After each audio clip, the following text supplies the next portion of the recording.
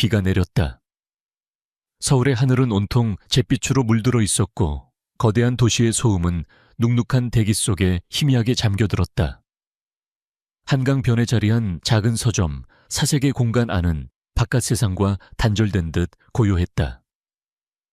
강지훈은 창가에 서서 유리창을 타고 흘러내리는 빗줄기를 무심하게 바라보고 있었다. 하나하나의 물방울이 제각각의 경로를 그리며 아래로 향하는 모습은 그에게 있어 예측 가능한 패턴의 연속일 뿐이었다. 복잡하고 배신으로 가득 찼던 여의도의 금융가와는 전혀 다른 단순하고 정직한 세계였다. 5년 전 그는 그 세계의 정점에 있었다.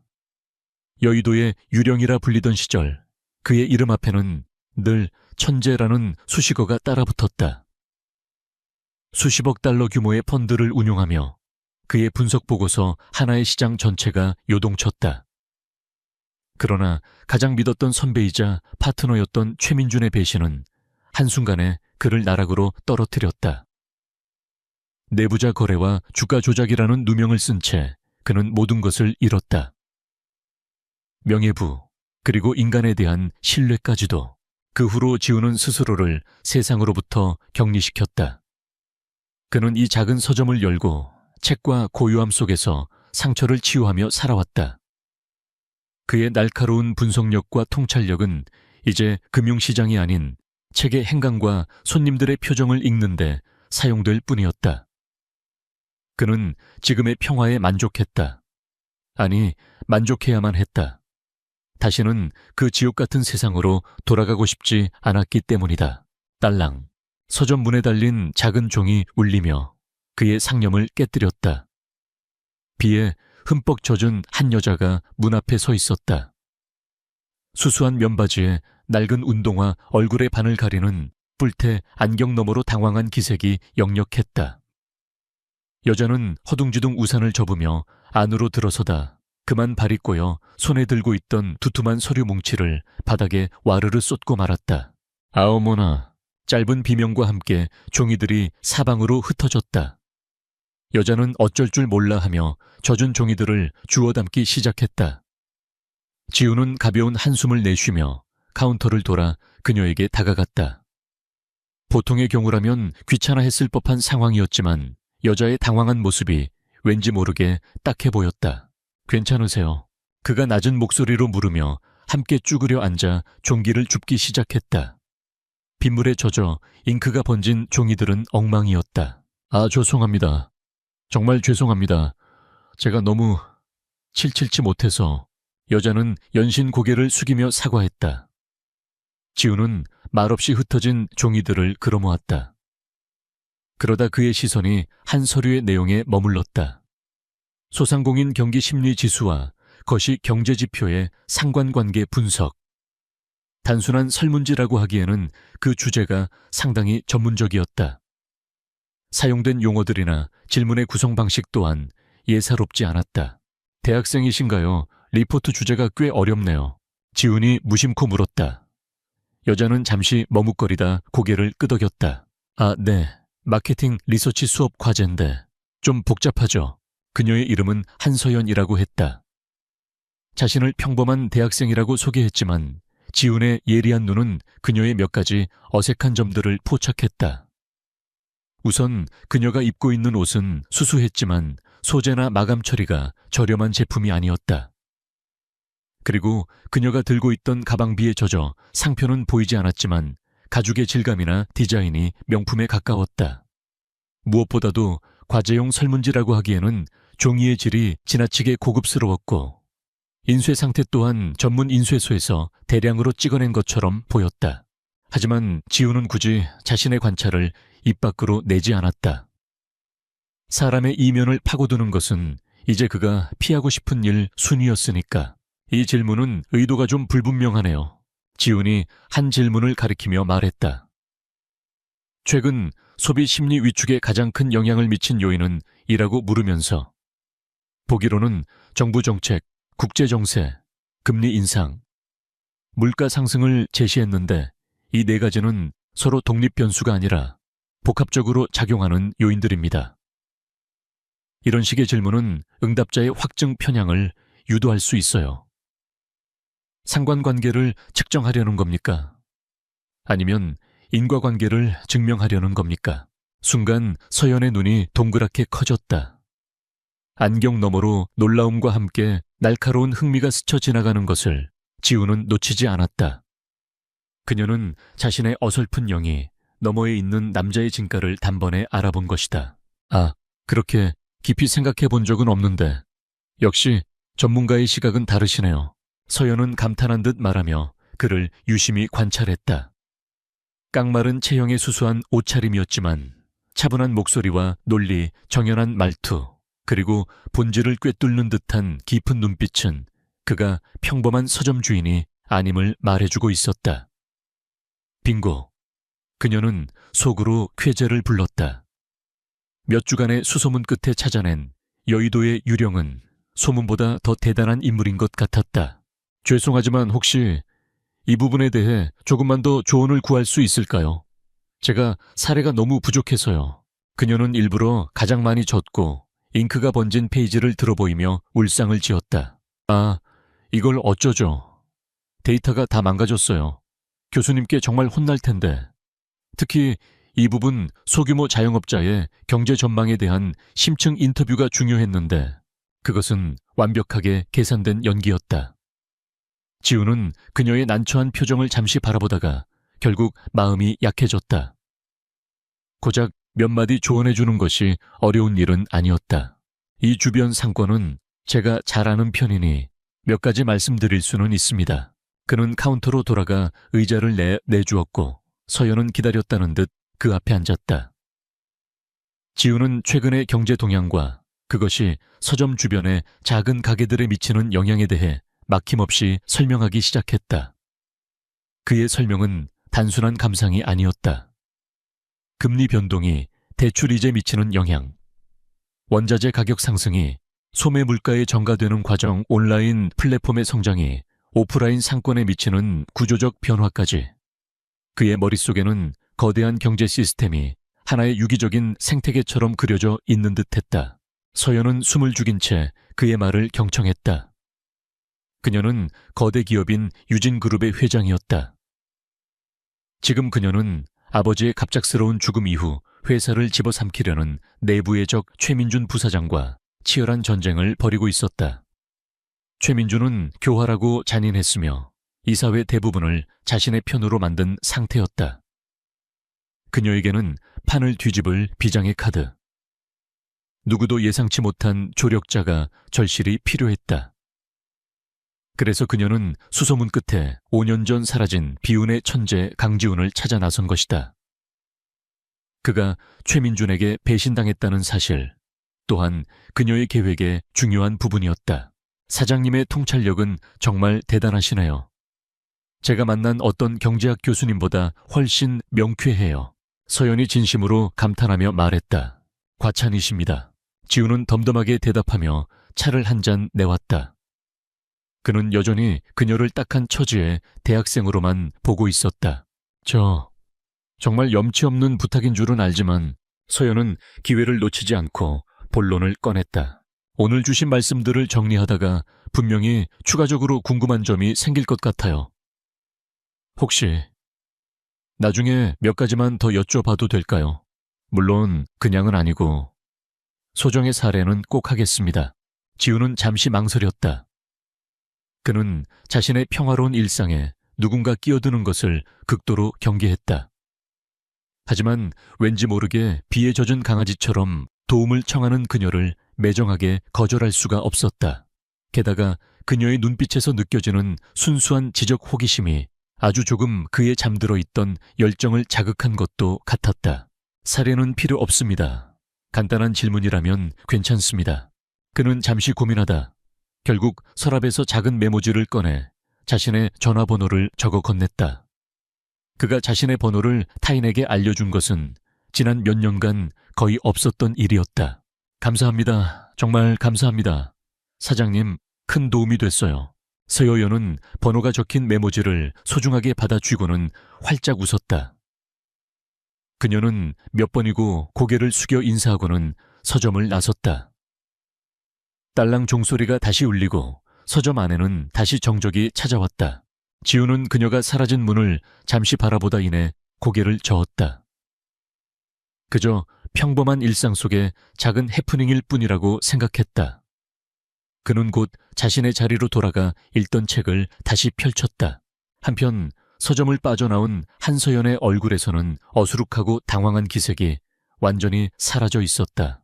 그녀는 골목 모퉁이에 세워져 있던 검은색 세단 뒷좌석에 올라탔다.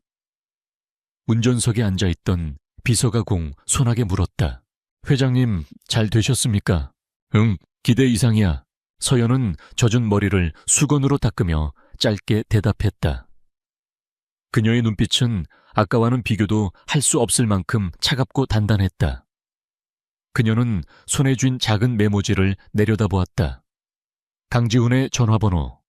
그것은 단순한 숫자 열이 아니었다. 거대한 폭풍의 눈을 향해 던지는 그녀의 승부수이자 최민준의 제국을 무너뜨릴 첫 번째 열쇠였다. 이제부터 시작이야. 그녀의 입가에 서늘한 미소가 번졌다. 차는 빗속을 가르며 유진그룹의 거대한 본사 빌딩을 향해 미끄러지듯 나아갔다. 서점에 홀로 남은 강지훈은 전혀 알지 못했다. 그가 무심코 건넨 작은 친절이 그토록 지키고자 했던 평온한 삶의 성벽을 허물어뜨리고 그를 다시 한번 거대한 운명의 소용돌이 속으로 끌어들일 것이라는 사실을. 빗줄기는 점점 더 거세지고 있었다. 그 일이 있은 후 며칠이 지났다. 강지훈의 일상은 다시 원래의 궤도로 돌아왔다. 서점의 문을 열고 책을 정리하고 찾아오는 몇 안 되는 손님을 맞이하고 해가 지면 문을 닫았다. 비에 젖었던 그 여대생 한서연은 더 이상 연락이 없었다. 지우는 간혹 그녀를 떠올렸지만 그저 스쳐 지나간 인연 중 하나로 치부했다. 그녀의 날카로운 질문과 지적인 호기심이 잠시 흥미로웠을 뿐 그의 평온한 성벽을 위협할 정도는 아니었다. 그는 다시 책과 침묵의 세계에 안주했다. 그날 오후도 평소와 다름없었다. 지우는 새로 들어온 인문학 서적들을 석에 꽂으며 분류 작업에 몰두하고 있었다. 그때 정적을 깨고 카운터에 놓인 낡은 유선 전화기가 날카롭게 울렸다. 발신자 표시 기능도 없는 구식 전화기였다. 보통은 거래처나 단골 손님들의 전화가 전부였기에 그는 무심코 수화기를 들었다. 사색의 공간입니다. 강지훈 씨 되십니까? 수화기 너머에서는 한 번도 들어본 적 없는 젊고 차분하지만 기계처럼 딱딱한 여성의 목소리가 흘러나왔다. 제가 강지훈입니다만 누구시죠? 저는 유진그룹 회장 비서실의 김민아 실장입니다. 유진그룹. 그 이름을 듣는 순간 지훈의 손이 순간 멈칫했다. 대한민국 재계 서열 10위권에 드는 거대 기업. 그가 몸담았던 금융가와는 또 다른 차원의 포식자들이 사는 세계. 그런 곳에서 왜 자신에게 전화를 한단 말인가? 그는 즉각적으로 경계심을 곤두세웠다. 보이스피싱이거나 혹은 잘못 걸려온 전화일 거라 생각했다. 전화를 잘못 거신 것 같습니다. 저는 유진그룹과 아무런 관련이 없는 사람입니다. 그가 차갑게 대답하며 수화기를 내려놓으려 할 때 비서의 목소리가 그의 말을 잘랐다. 아닙니다, 강지훈 씨. 한서연 회장님께서 직접 지시하신 사안입니다. 한서연. 최근 선대 회장의 갑작스러운 별세 이후 그룹의 총수 자리에 오른 젊은 여성 회장. 뉴스에서 몇 번 본 이름이었다. 하지만 여전히 이해할 수 없었다. 한서연 회장님이 저를요, 무슨 이유에선지 여쭤봐도 되겠습니까? 며칠 전 사장님께서 도움을 주셨던 시장 조사 설문과 관련된 일입니다. 시장 조사 설문. 그 말을 듣는 순간 지훈의 머릿속에서 흩어져 있던 퍼즐 조각들이 섬광처럼 맞춰졌다. 비에 젖은 채 허둥대던 여대생의 모습, 고급스러운 질감의 종이, 너무나도 전문적이었던 질문들, 그리고 자신의 본질을 꿰뚫어 보던 그녀의 눈빛까지. 설마 그의 심장이 불길하게 내려앉았다. 회장님께서 오늘 오후 본사에서 직접 뵙고 싶어 하십니다. 비서는 그의 혼란을 아는지 모르는지 기계적인 목소리로 말을 이었다. 거절할 수 없는 정중함, 그러나 그 안에는 단호한 명령의 무게가 실려 있었다. 지우는 잠시 침묵했다. 이 기묘하고 불쾌한 상황을 이해하기 위해서라도 그는 그 부름에 응해야만 했다. 알겠습니다. 몇 시까지 가면 됩니까? 약속 시간보다 조금 일찍 도착한 여의도는 5년 전과 조금도 달라진 것이 없었다. 하늘을 찌를 듯 솟은 유리와 강철의 마천루들. 그 속을 바쁘게 오가는 최고급 정장 차림의 사람들. 지우는 마치 과거의 망령이 되어 자신의 옛 영토를 배회하는 듯한 기분을 느꼈다. 그는 낡은 면바지에 스웨터 차림이었다. 주변의 모든 것들이 그의 존재를 이질적으로 만들고 있었다. 유진그룹 본사 빌딩은 그 중에서도 가장 압도적인 위용을 자랑했다. 거대한 로비에 들어서자 차가운 대리석의 감촉과 은은한 방향제 냄새가 그를 맞았다. 모든 것이 부와 권력의 언어로 속삭이고 있었다. 그가 약속을 알리자 안내데스크 직원은 놀라울 정도로 정중하게 그를 전용 엘리베이터로 안내했다. 엘리베이터는 다른 층에는 멈추지 않고 최고층을 향해 소리 없이 상승했다. 펜트하우스. 엘리베이터 문이 열리자 회장 비서실이라는 명패가 보였다. 김민아 실장이라고 자신을 소개한 여성이 그를 기다리고 있었다. 그녀는 지훈을 위아래로 훑어보았지만 표정에는 어떠한 변화도 없었다. 회장님께서 기다리고 계십니다. 이쪽으로 오시죠. 그녀를 따라 복도를 지나 거대한 원목 문 앞에 섰다. 그녀가 문을 열자 지훈의 눈앞에 믿을 수 없는 광경이 펼쳐졌다. 사무실이라고 하기에는 너무나도 광활한 공간. 한쪽 벽면 전체가 통유리로 되어 있어 서울의 정연과 한강이 파노라마처럼 펼쳐져 있었다. 미니멀하지만 하나하나가 최고급 품임이 분명한 가구들, 모든 것이 절대적인 통제와 권력의 아우라를 뿜어내고 있었다. 그리고 그 중심에 통유리 창 앞에 서서 서울을 내려다보고 있는 한 여인이 있었다. 그녀가 천천히 몸을 돌렸다. 오셨군요, 강지훈 씨. 한서연이었다. 며칠 전에 어수룩하고 칠칠치 못하던 여대생의 모습은 온데간데 없었다. 몸에 완벽하게 맞는 우아한 비즈니스 수트, 깔끔하게 정돈된 머리, 그리고 뿔테 안경이 사라진 자리에는 날카롭고 총명한 눈빛이 자리하고 있었다. 그 눈빛은 이제 어떠한 당혹감이나 미안함도 담고 있지 않았다. 대신 상대를 평가하고 압도하는 자의 자신감이 가득했다. 지우는 그 자리에 못 박힌 듯 서서 아무 말도 할 수 없었다. 분노가 치밀었다. 완벽하게 속았다는 생각에 불쾌감이 밀려왔다. 하지만 동시에 이런 대담한 연극을 꾸민 그녀의 배짱에 대한 경외감도 느껴졌다. 그는 자신이 학생을 도운 것이 아니라 대한민국 최고 재벌 그룹의 회장에게 테스트를 당했다는 사실을 깨달았다. 찾아내느라 조금 고생했습니다. 여의도의 유령씨, 한서연이 먼저 침묵을 깼다.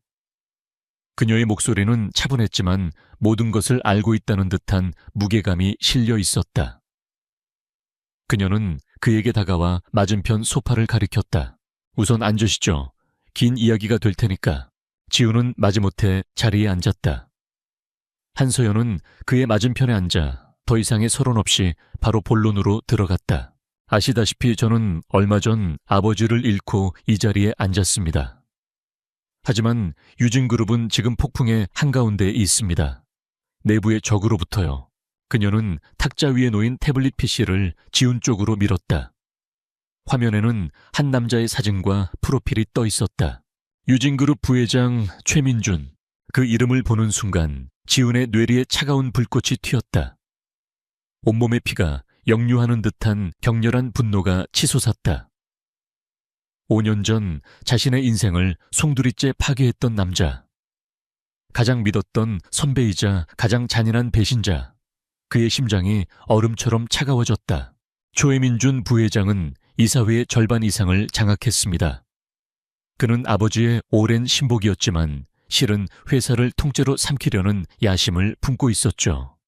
지금 저를 끌어내리기 위해 모든 수단을 동원하고 있습니다. 한서연은 담담하게 상황을 설명했다. 그녀는 조력자가 필요했다.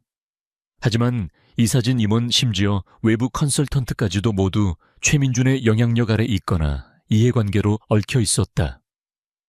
그녀는 완전히 새로운 폐 외부인이자 누구도 예상치 못한 강력한 한 수가 필요했다.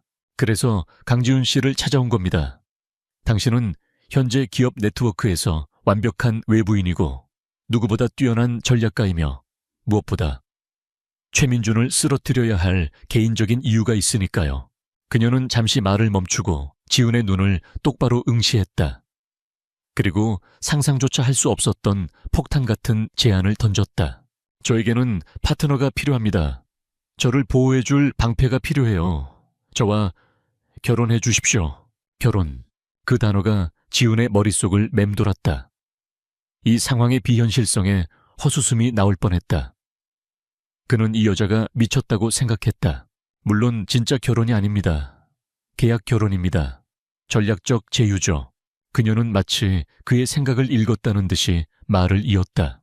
강지훈 씨가 제 남편이 되어주는 대가로 저는 당신에게 최민준에게 복수하고 당신의 이름을 되찾을 수 있는 모든 자원과 무대를 제공하겠습니다. 유진그룹의 모든 정보에 접근할 권한과 그의 비리를 파헤칠 수 있는 합법적인 명분을요. 지훈은 말없이 그녀를 바라보았다. 그의 머릿속은 복잡한 감정의 소용돌이로 가득 찼다. 이 터무니없는 제안에 대한 황당함 자신의 원수가 눈앞의 위기에 처해 있다는 사실, 그리고 5년간 억눌러왔던 복수심의 유혹. 평화롭던 그의 서재는 이제 너무나도 멀게 느껴졌다. 그는 냉정을 되찾고 전략가로서의 본능을 일깨웠다. 왜 하필 접니까? 다른 방법도 있었을 텐데요. 다른 방법들은 모두 최민준의 예측 범위 안에 있습니다. 하지만 회장의 갑작스러운 결혼, 특히 그 상대가 5년 전 그가 직접 매장했던 비운의 천재라면 어떨까요? 그건 그가 예측할 수도 쉽게 대응할 수도 없는 변수가 될 겁니다. 이사회와 투자자들에게는 제가 안정적인 기반을 가졌다는 강력한 메시지를 줄 수도 있고요. 왜 고용이 아니라 결혼이죠. 컨설턴트로 고용할 수도 있었을 텐데요. 케언설턴트는 해고할 수 있지만 남편은 그럴 수 없죠. 한서연의 대답은 얼음처럼 차갑고 논리적이었다. 남편이라는 자리는 그 누구도 침범할 수 없는 독특하고 견고한 위치를 제공합니다. 당신은 제 가장 가까운 곳에서 합법적으로 모든 것을 보고 들을 수 있게 될 겁니다. 그게 제가 당신에게 줄 수 있는 최고의 무기입니다. 그녀는 미리 준비해둔 서류를 그에게 내밀었다. 혼인 계약서라고 적힌 두툼한 문서였다.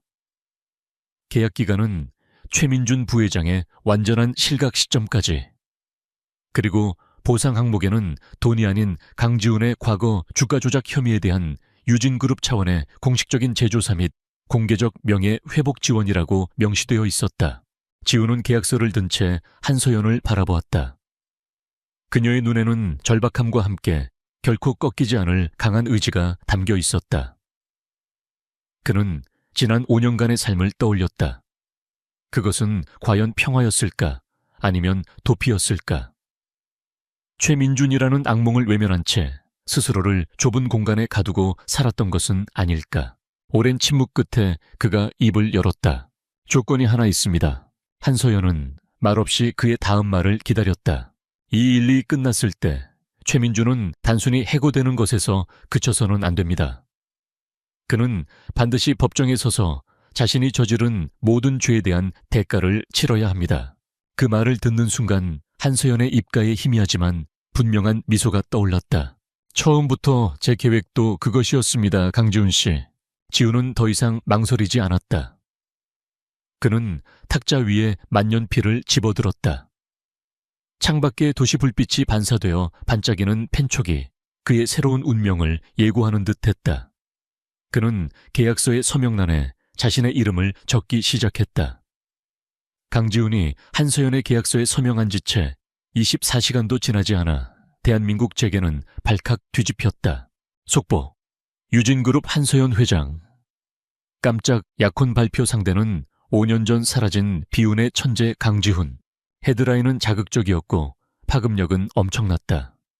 모든 경제 전문 채널과 신문 온라인 커뮤니티가 이 소식으로 들끓었다. 유진그룹이라는 거함의 젊은 여성 총수가 그것도 그룹의 운명이 걸린 경영권 분쟁의 한가운데에서 갑작스럽게 약혼을 발표했다는 것만으로도 충격적인데 그 상대가 강지훈이라는 사실은 기름을 부은 격이었다. 언론은 하이에나처럼 그의 과거를 파헤쳤다. 여의도의 유령이라 불리던 화려한 시절과 그를 나락으로 떨어뜨렸던 5년 전의 주가 조작 스캔들이 다시 수면 위로 떠올랐다. 기사들은 교묘하게 범죄 전과가 있는 인물, 몰락한 분석가라는 꼬리표를 붙이며 이번 약혼이 한서연 회장의 불안정한 입지를 증명하는 무리수이거나 혹은 강지훈이라는 미심쩍은 인물에게 휘둘린 결과라는 뉘앙스를 풍겼다. 여론은 순식간에 부정적으로 돌아섰다. 이 모든 것은 최민준이 의도한 그림이었다. 세상의 시선은 신경 쓰지 마세요. 원래 이 바닥은 새로운 플레이어가 나타나면 물어뜯기부터 하는 곳이니까 한서연이 말했다. 그녀는 지훈을 위해 한강이 내려다 보이는 최고급 보안 아파트를 마련해 주었다. 그의 작은 서점과는 모든 것이 다른 차갑고 현대적인 공간이었다. 이건 갑옷입니다. 전장에 나가려면 그에 맞는 복장을 갖추어야 하죠. 그녀의 비서팀이 가져온 수십 벌의 최고급 맞춤 정장을 보며 지훈이 무덤덤하게 말했다. 그는 지난 5년간 입었던 낡고 편한 옷들을 미련 없이 벗어 던졌다. 이것은 사치가 아니라 다가올 전쟁을 위한 위장이자 무장이었다. 낡은 서점의 주인 강지훈은 죽었다. 이제 그는 유진그룹 회장의 약혼자 그리고 최민준의 심장을 겨누는 복수의 화신으로 다시 태어나야 했다. 그는 밤낮으로 한서연이 건네준 자료에 몰두했다. 유진그룹의 재무제표, 이사회 회의록, 주요 프로젝트 보고서, 그리고 최민준의 지난 10년간의 행적까지. 그의 머릿속에서 여의도의 유령이 서서히 깨어나고 있었다. 잠들어 있던 분석 세포들이 굶주린 맹수처럼 정보를 집어삼키기 시작했다. 그리고 마침내 그가 호랑이 굴로 직접 들어가는 날이 왔다. 유진그룹 이사회에 공식적으로 소개되는 날이었다. 지훈은 한서연과 나란히 본사 건물로 들어섰다. 약혼 발표 이후 그의 얼굴은 모든 직원들에게 알려져 있었다. 로비에서부터 임원 전용 엘리베이터로 향하는 내내 수많은 시선이 그에게 쏟아졌다. 노골적인 호기심 질투 그리고 경멸이 뒤섞인 눈빛들이었다. 하지만 지훈은 그 어떤 것에도 흔들리지 않았다. 그는 차가운 무관심의 가면을 쓴 채 오직 정면만을 응시했다. 이윽고 육중한 회의실 문이 열렸다. 길고 무거운 테이블 양쪽으로 유진그룹의 최고 권력자들이 앉아 있었다. 그들의 시선이 일제히 문 앞에 선 지훈과 서연에게로 향했다. 공기는 얼음장처럼 차가웠다. 밥에 오신 와중에 시간을 내주셔서 감사합니다, 이사님들. 한서연이 테이블 상석에 자리하며 회의의 시작을 알렸다. 그녀는 지훈의 자리를 자신의 바로 옆에 마련했다. 오늘 이 자리는 제 인생의 동반자이자 유진그룹의 미래를 함께할 제 약혼자 강지훈 씨를 정식으로 소개해드리기 위해 마련했습니다. 모든 시선이 다시 지훈에게로 집중됐다. 그 순간 테이블 반대편에서 한 남자가 천천히 자리에서 일어났다. 빈틈없이 차려입은 말끔한 외모 사람, 좋은 듯한 미소를 띠고 있었지만 그 눈빛만은 먹잇감을 노리는 포식자처럼 탐욕과 잔인함으로 번뜩이고 있었다. 최민준이었다. 아한 회장님, 진심으로 축하드립니다. 그가 과장된 제스처로 박수를 치며 말했다. 목소리는 정중했지만 그 안에는 날카로운 가시가 숨어 있었다. 그는 지훈에게로 시선을 돌렸다. 그리고 이분이 바로 그 유명한 강지훈 씨로군요. 정말 오랜만입니다. 금융계가 당신의 그 독특한 재능을 얼마나 그리워했는지 모릅니다. 독특한 재능이라는 말에 힘을 주어 말하는 그의 의도는 명백했다. 5년 전의 스캔들을 상기시키며 지훈을 공개적으로 모욕하려는 속셈이었다.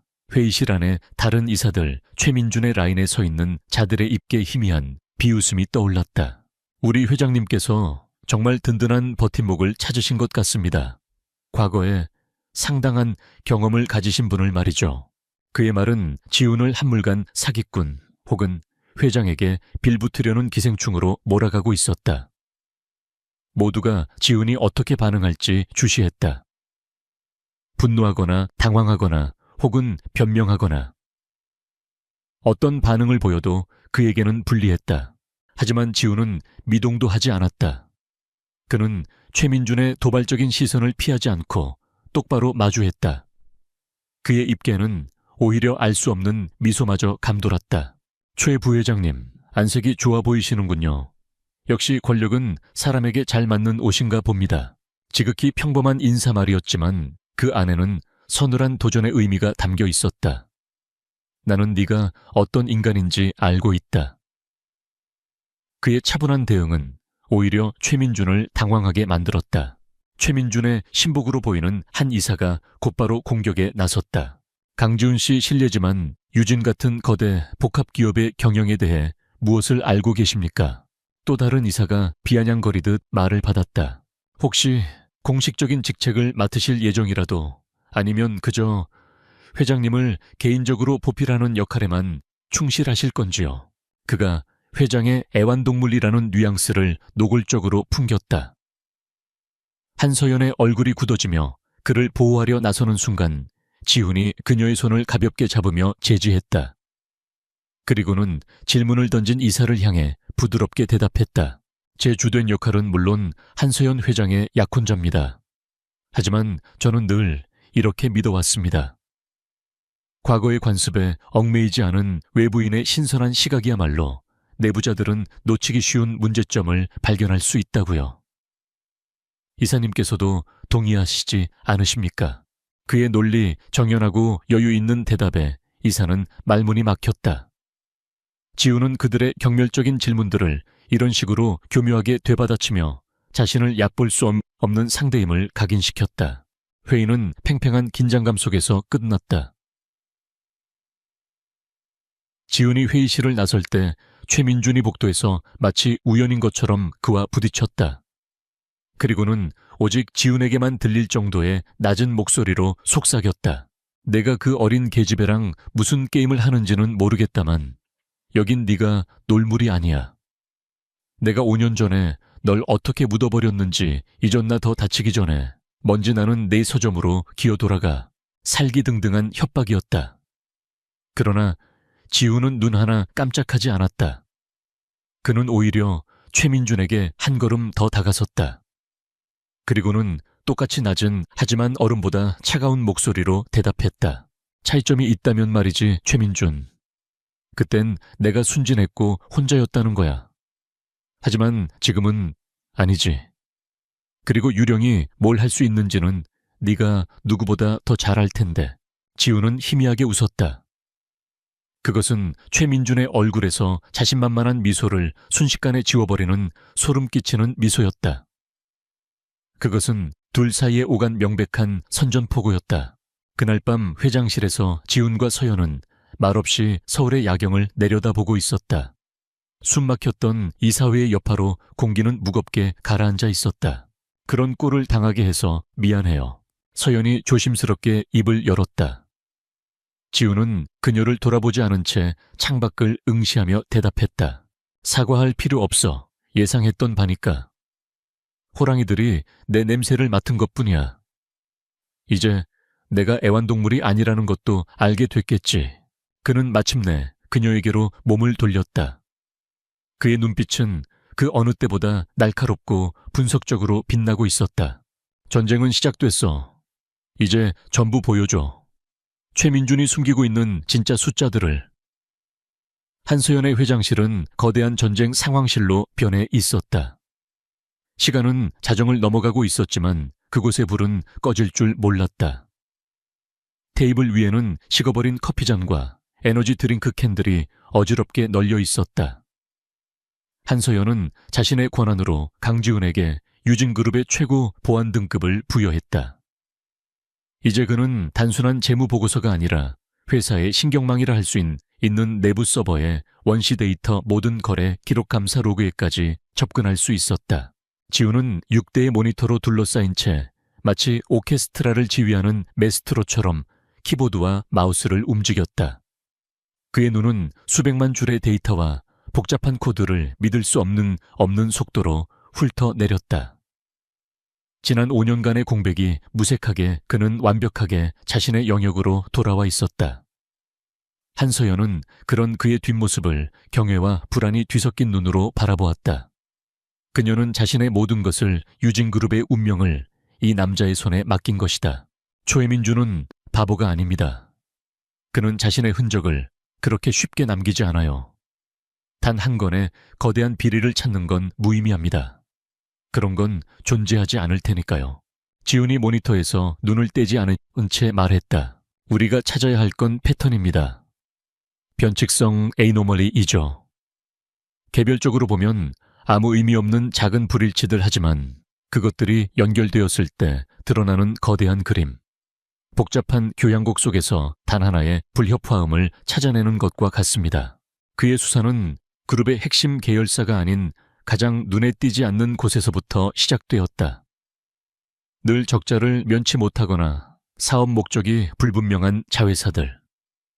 이런 곳이야말로 비자금을 조성하고 돈 세탁을 하기에 가장 완벽한 통로이기 때문이었다.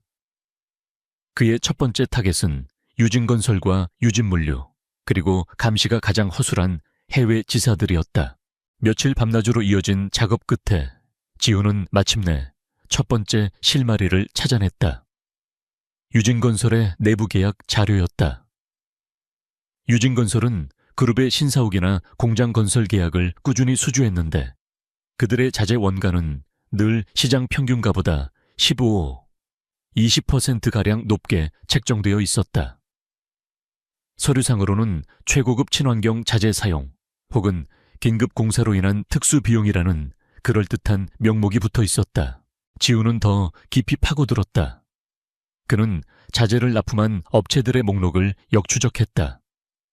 아니나 다를까 대부분이 실체가 없는 유령 회사 페이퍼 컴퍼니였다. 그는 그 회사들의 소유주를 추적했고 마침내 모든 회사가 조세 피난처에 등록된 단 하나의 페이퍼 컴퍼니로 이어진다는 사실을 밝혀냈다. 그리고 그 회사의 등기 이사는 최민준의 대학 직속 후배였다. 교묘하게 여러 단계의 합법적인 장치로 위장된 전형적인 횡령 수법이었다. 차하셨어요.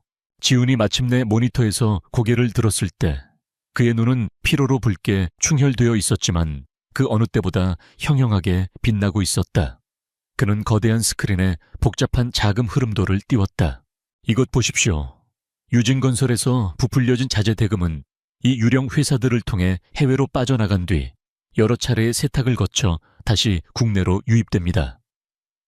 그리고 그의 손가락이 흐름도의 마지막 부분을 가리켰다. 자금의 최종 목적지는 수십 개의 차명 계좌였다. 그리고 그 계좌들은 지난 1년간 꾸준히 시장에 풀린 유진그룹의 주식을 매집하고 있었다. 세상에, 한서연은 숨을 삼켰다. 최민주는 단순히 회사 돈을 훔치는 것이 아니었다. 그는 유진의 돈으로 유진을 공격할 실탄을 마련하고 있었던 것이다. 자신의 경영권 찬탈을 위해 그룹의 근간을 좀먹고 있었던 셈이다. 그의 탐욕과 배신은 그녀의 상상을 초월할 정도로 치밀하고 악랄했다. 그들의 공조는 완벽했다. 지훈이 방향을 제시하면 서연은 회장으로서의 권한을 이용해 필요한 정보들을 실시간으로 가져왔다. 최민준의 신복들이 장악한 부서의 저항을 뚫고 기밀 자료를 빼내오는 것은 그녀의 몫이었다.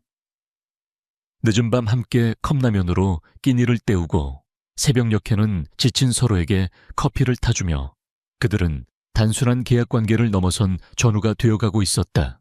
어느 날 밤 계속되는 긴장감에 지쳐있던 서연이 불안한 목소리로 물었다. 우리가 정말 이길 수 있을까요? 그는 그룹의 모든 곳에 자기 사람들을 심어놨어요.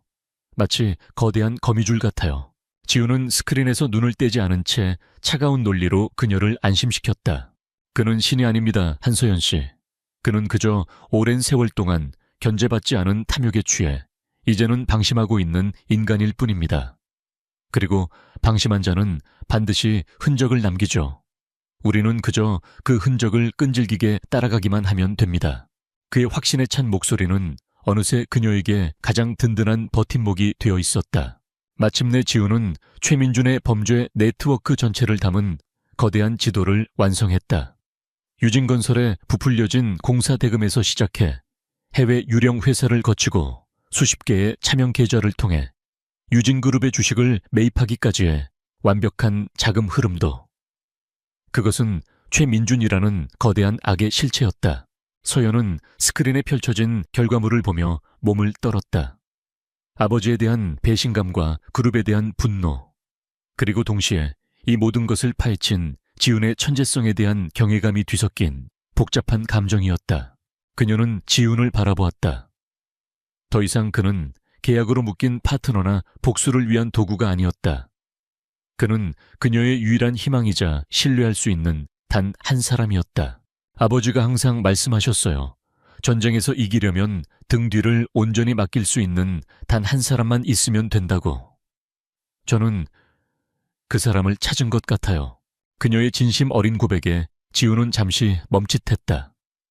그는 그저 고개를 까딱였을 뿐이지만 그녀의 말은 5년간 얼어붙어 있던 그의 마음에 작은 파문을 일으켰다.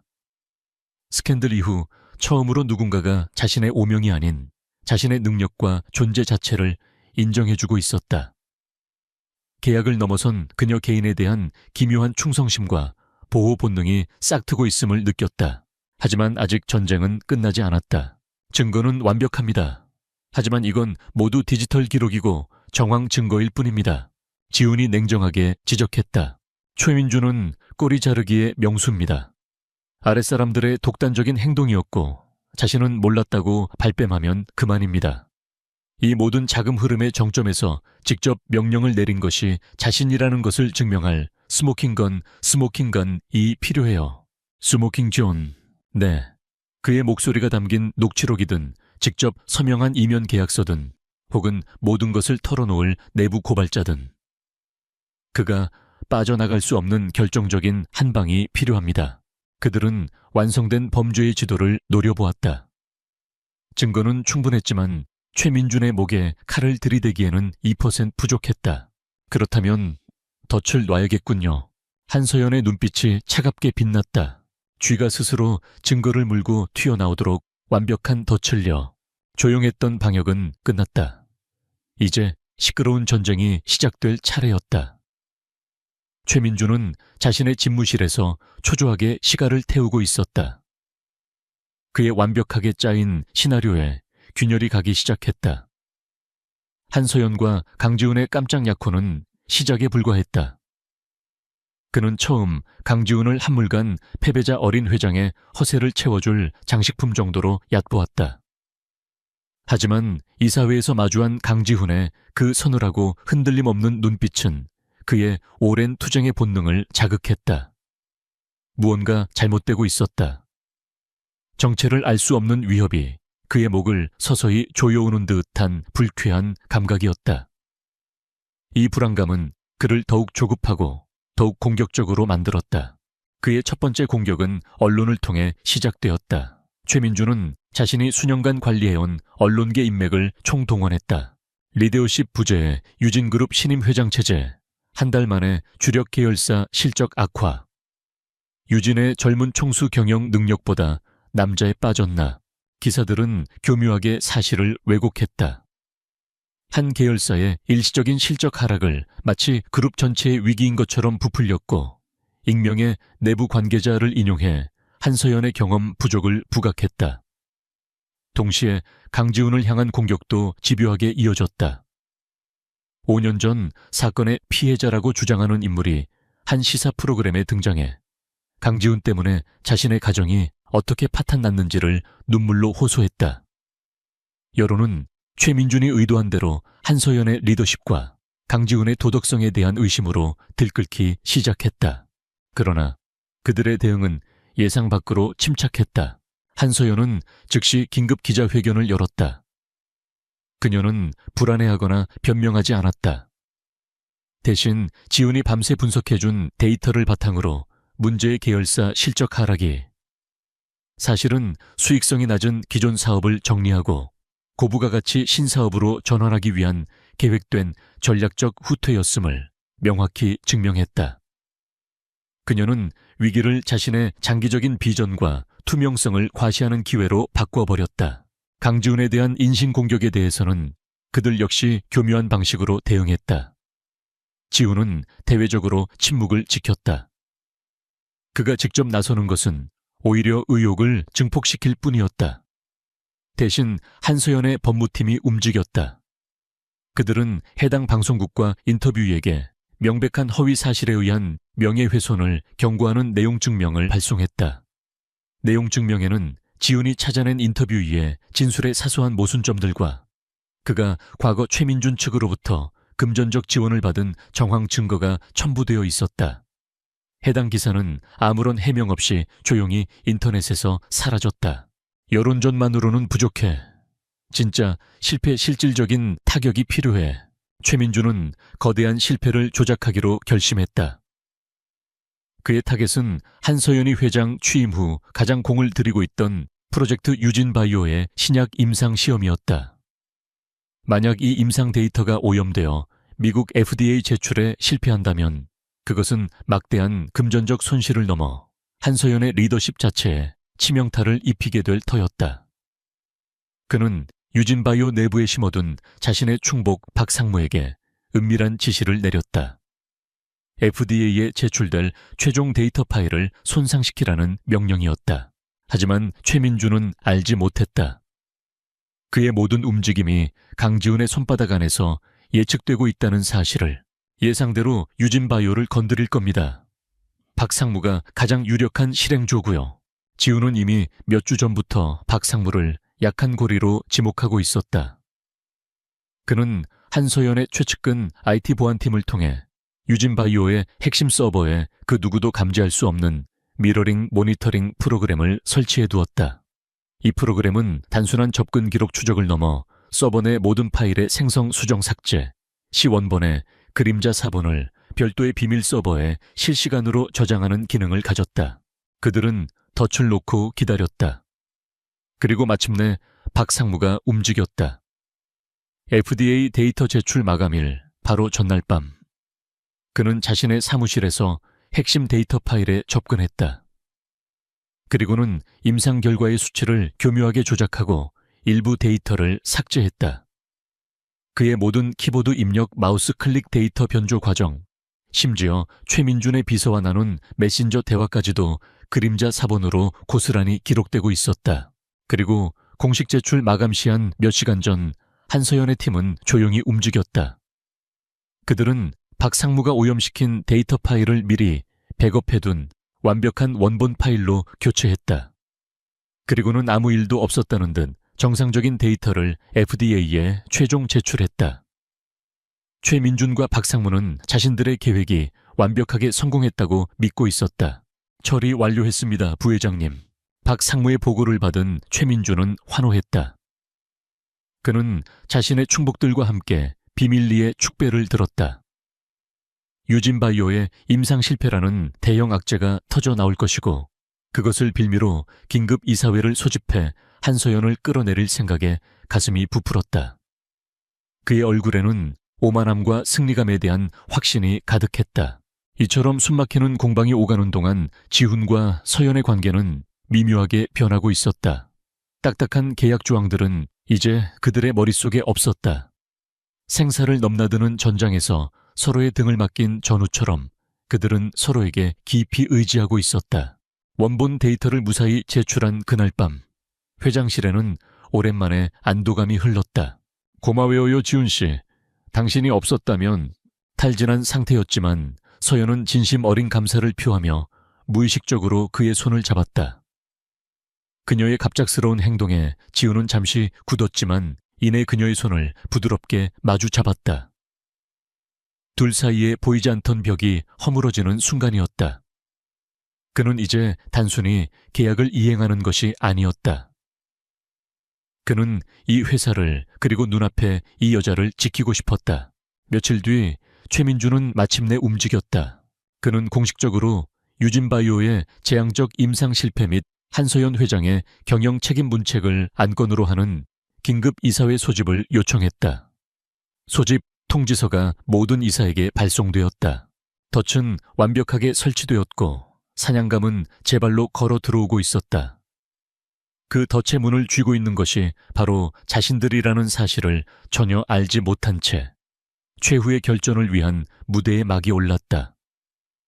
긴급 이사회가 소집된 날 유진그룹 본사는 폭풍 전야의 고요함에 휩싸여 있었다. 건물 밖에는 대형 악재의 냄새를 맡은 기자들이 진을 치고 있었고 로비는 평소보다 무거운 공기가 흘렀다. 이사들이 하나둘씩 회의실로 들어섰다.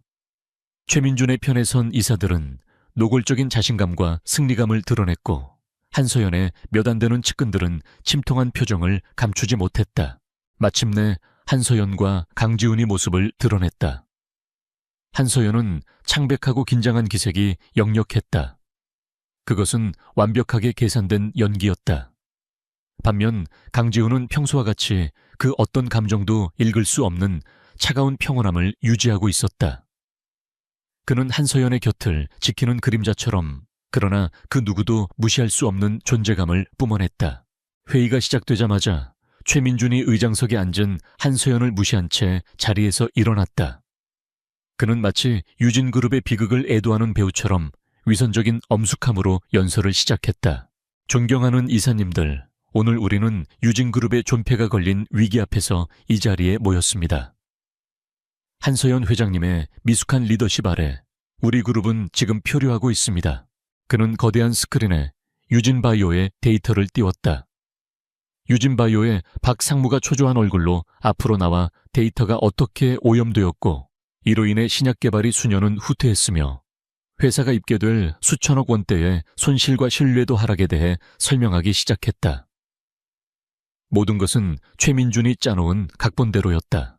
이 모든 사태는 명백한 경영 실패입니다. 저는 그룹의 미래를 위해 한서연 회장에 대한 불신임함과 즉각적인 사퇴를 공식적으로 제안하는 바입니다.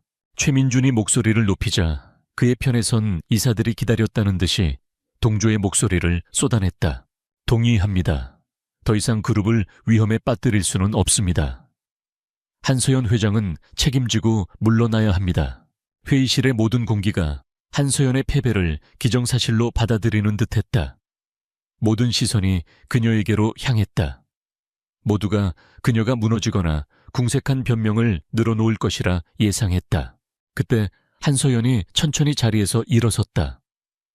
그녀의 목소리는 나직했지만 회의실 전체를 울릴 만큼 단단했다. 훌륭한 발표였습니다.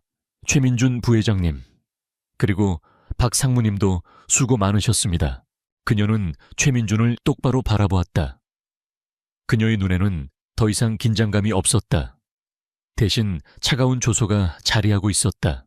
임상 데이터를 오염시키려는 시도가 있었던 것은 사실입니다.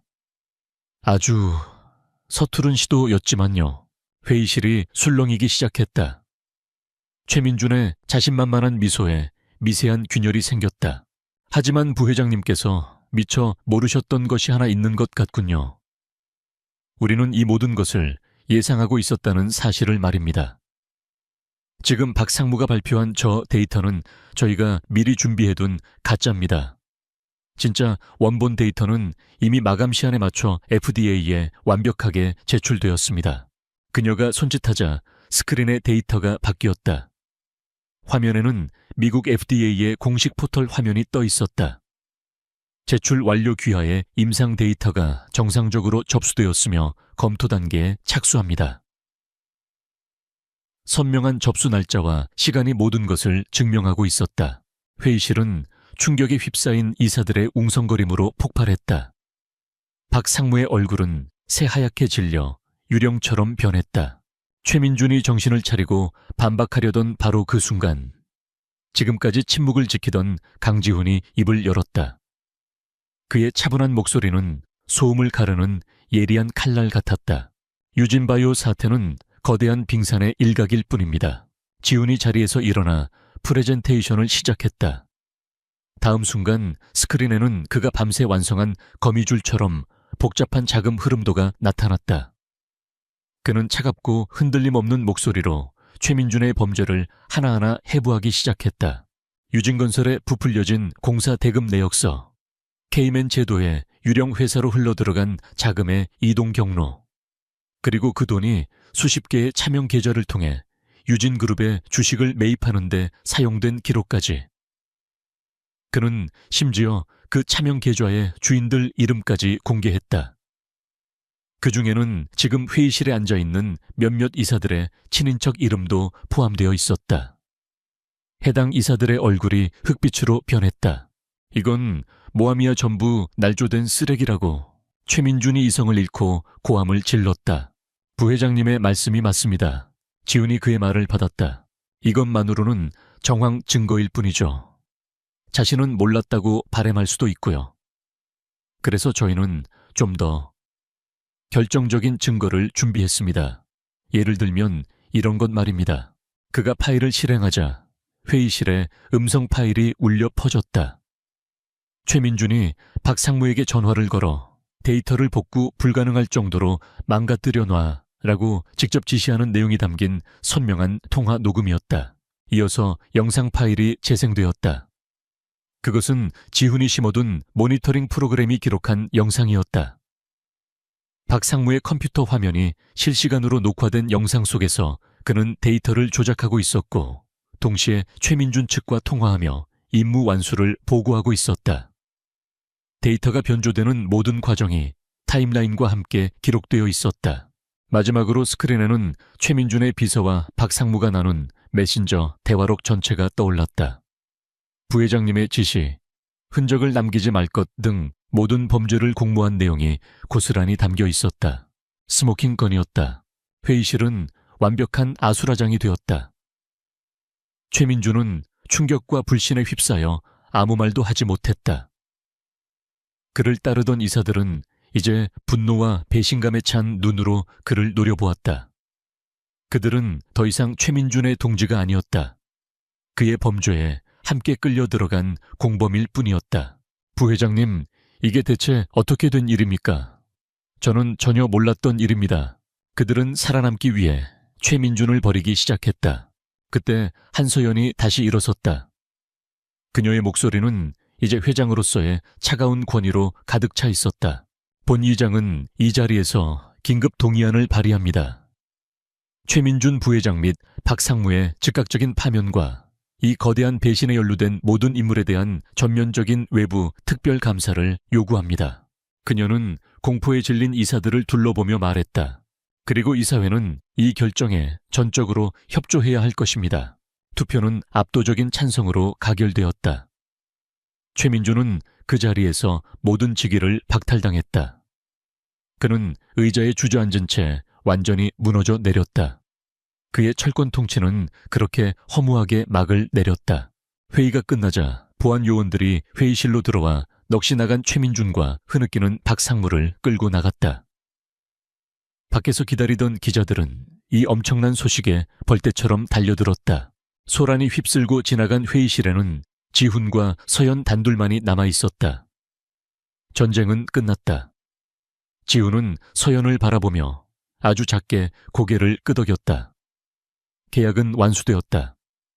서연은 감사와 안도, 그리고 그보다 훨씬 깊은 감정이 뒤섞인 눈으로 그에게 화답했다.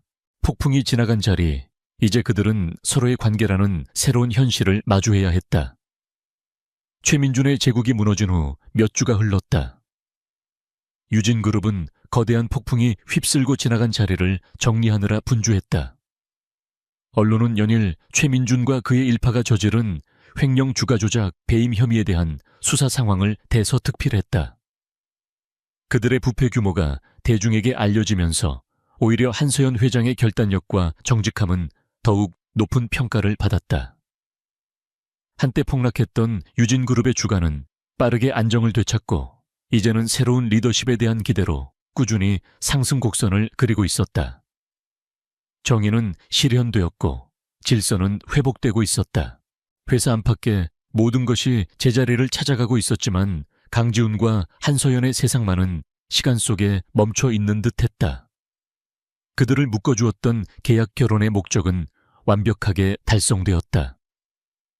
최민준은 사라졌고 강지훈의 5년 전 누명은 유진그룹의 공식 발표를 통해 깨끗하게 벗겨졌다. 그는 이제 자유였다. 계약은 끊었다. 하지만 그들은 앞으로 어떻게 해야 할지 몰랐다. 전쟁이 끝난 후 그들은 더 이상 비즈니스 파트너가 아니었다.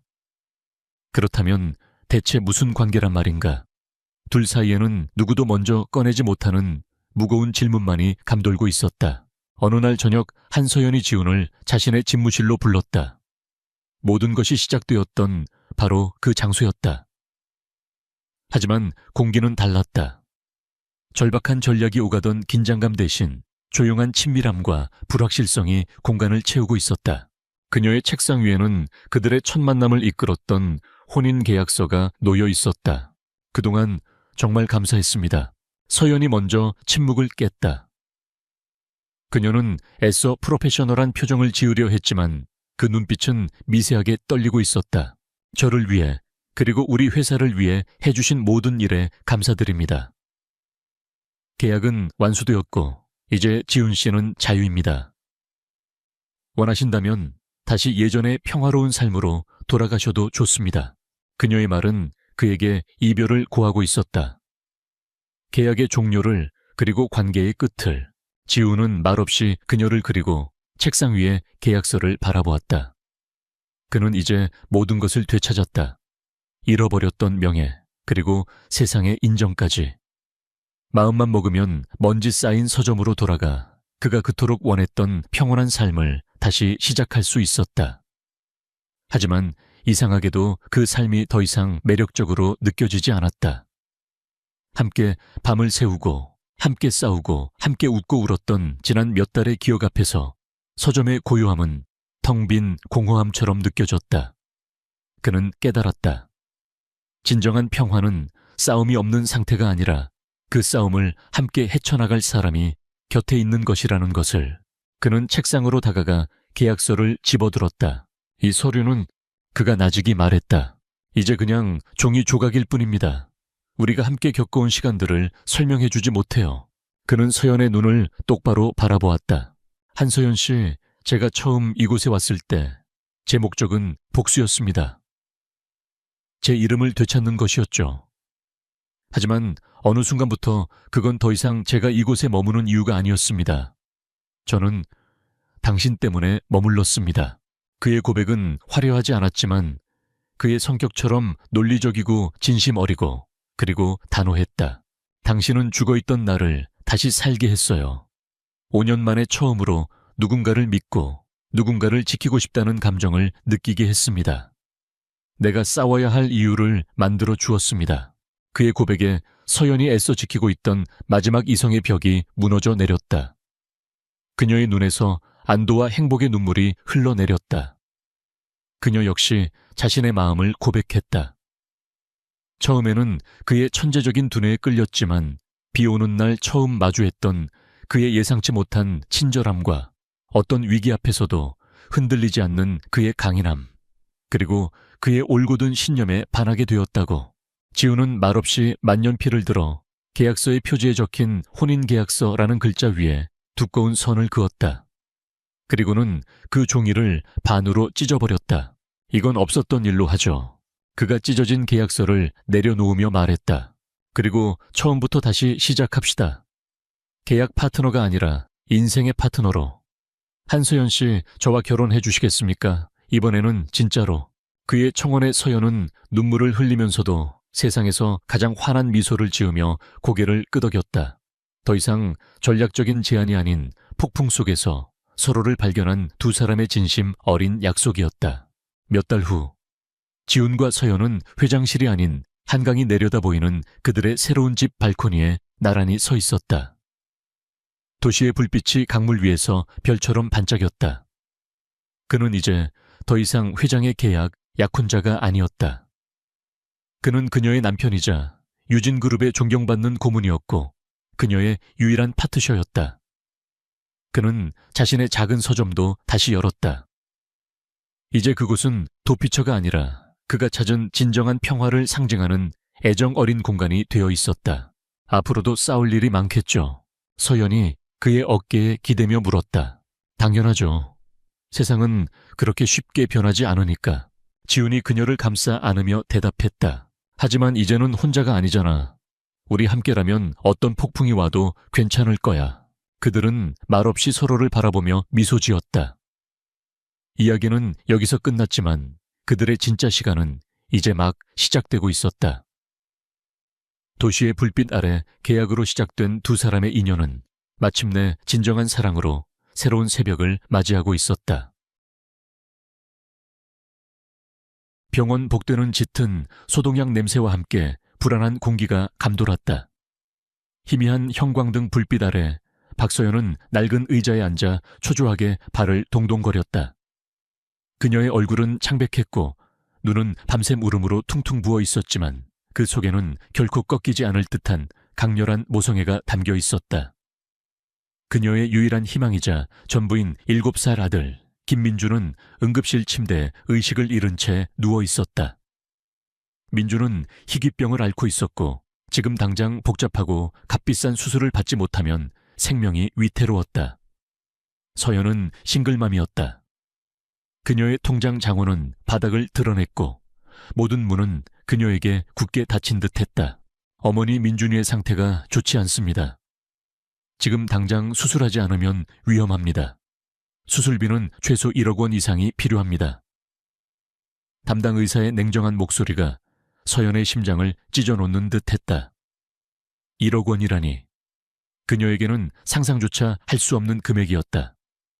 그녀는 모든 곳에 손을 내밀었지만 돌아오는 것은 차가운 거절뿐이었다. 서연은 무릎을 꿇고 의사에게 애원했다. 선생님 제발 저희 민준이를 살려주세요. 제가 무슨 짓이든 다 할게요. 제발. 그녀의 목소리는 절규에 가까웠다. 하지만 의사는 차가운 얼굴로 고개를 저었다. 저희도 마음이 아프지만 병원은 자선단체가 아닙니다. 절망감이 서연의 온몸을 짓눌렀다. 그녀는 민준의 작은 손을 잡고 흐느꼈다. 이대로 아들을 잃을 수는 없었다. 그녀는 무엇이든 해야 했다. 어떤 방법이든 민준이를 살릴 수만 있다면. 그녀는 병원 복도를 헤매다 우연히 한 포스터를 보았다. 이재혁 회장 자선기금 마련을 위한 특별 만찬. 이재혁은 대한민국에서 가장 젊고 성공한 억만장자였다. 그는 에이펙스 그룹의 회장이자 거대한 자선재단을 운영하고 있었지만 동시에 냉철하고 차가운 성격으로 유명했다. 그는 어떤 감정에도 흔들리지 않는다고 알려져 있었다. 서연은 희미한 희망을 품고 그 만찬 회장으로 향했다. 그녀는 그곳에서 이재혁 회장에게 자신의 아들을 살려달라고 빌고 싶었다. 만찬 회장은 화려한 조명과 최고급 의상으로 치장한 사람들로 가득했다. 서연은 낡고 허름한 옷차림으로 사람들 속에 섞여 이재혁 회장을 찾았다. 그는 연회장 중앙에서 수많은 사람들의 존경을 받으며 이야기를 나누고 있었다. 그의 얼굴은 조각처럼 완벽했고 그의 눈빛은 얼음처럼 차가웠다. 서연은 용기를 내어 이재혁 회장에게 다가갔다. 그녀의 심장은 격렬하게 뛰었지만 민준을 살려야 한다는 강한 의지가 그녀를 지탱했다. 그녀는 이재혁 회장의 눈을 똑바로 응시했다. 그리고 망설임 없이 그의 앞에 무릎을 꿇었다. 그녀의 절박한 목소리가 연회장 안에 울려 퍼졌다. 회장님 제발 저희 아들 민준이를 살려주세요. 민준이가 죽어가고 있어요. 회장님만이 저희 아들을 살릴 수 있습니다. 제발 부탁드립니다. 서연의 목소리는 절규에 가까웠다. 그녀의 눈에서는 뜨거운 눈물이 흘러내렸다. 연 회장은 순식간에 정적이 흘렀다. 모든 시선이 무릎 꿇은 서연과 그녀를 내려다보는 이재혁 회장에게로 향했다. 사람들은 서연의 행동에 경악했고 그녀를 비난하는 수군거림이 터져나왔다. 저 여자 뭐야? 재혁 회장님한테 감히 저런 짓을 해. 추잡하게 돈을 구걸하네. 재혁 회장님이 저런 여자에게 흔들릴 리가 없지. 이재혁은 서연의 행동에 미동도 하지 않았다. 그의 얼굴은 여전히 차가웠고 그의 눈빛에는 어떤 감정도 비치지 않았다. 그는 서연을 무시하고 지나치려 했다. 그의 비서가 서연을 끌어내려 했다. 이봐요. 여기서 이러시면 안 됩니다. 회장님께 무례한 짓입니다. 하지만 서연은 이재혁의 다리를 붙잡고 놓지 않았다. 회장님, 제발 저희 아들을 살려주세요. 저는 아무것도 가진 게 없어요. 하지만 제 목숨이라도 드릴 수 있습니다. 제발. 그녀의 눈빛은 민준을 향한 사랑과 함께 마지막 희망을 놓지 않으려는 강렬한 절박함으로 가득했다. 그녀의 눈에는 눈물과 함께 불꽃이 타오르고 있었다. 이재혁은 서연의 눈을 똑바로 응시했다. 그의 차가운 눈빛은 서연의 눈동자에 닿는 순간 알 수 없는 미세한 흔들림을 보였다. 그는 서연의 눈에서 과거 자신이 잃었던 어떤 것을 보았다. 그것은 단순한 동정심이 아니었다. 그것은 마치 잊고 지냈던 어떤 기억을 떠올리게 하는 듯한 강렬한 느낌이었다. 그는 서연의 눈에서 과거 자신의 삶을 뒤흔들었던 한 여인의 모습을 보았다. 그의 마음속에서 잠들어 있던 어떤 감정이 서서히 깨어나는 듯했다. 이재혁은 그의 비서에게 손짓하여 서연을 놓아주게 했다. 그리고 그는 서연에게 나지막이 말했다. 내 말을 들으시오. 당신의 아들을 살릴 방법은 있습니다. 이재혁은 서연의 눈빛에서 알 수 없는 끌림을 느꼈다. 그의 차가웠던 심장이 아주 미세하게 흔들리는 듯했다. 그는 서연을 자신의 사무실로 안내했다. 최고층에 위치한 그의 사무실은 도시의 야경이 한눈에 들어오는 웅장한 공간이었다. 서연은 난생 처음 마주하는 화려한 풍경에 압도되었지만 민준을 살려야 한다는 일념으로 정신을 차렸다. 이재혁은 서연에게 차 한 잔을 건네며 말했다. 박서연 씨, 당신 아들의 병은 치료할 수 있습니다. 하지만 조건이 있습니다. 그의 목소리는 여전히 냉정했지만 그 속에는 어떤 제안이 담겨 있었다. 서연의 눈이 커졌다. 조건이요. 어떤 조건이든 다 받아들이겠습니다. 제발 저희 민준이만 살려주세요. 그녀의 목소리는 절박했다. 이재혁은 서연의 눈을 똑바로 응시했다. 나는 곧 중요한 파티에 참석해야 합니다. 그곳에는 나의 가족과 과거의 인연들이 있습니다.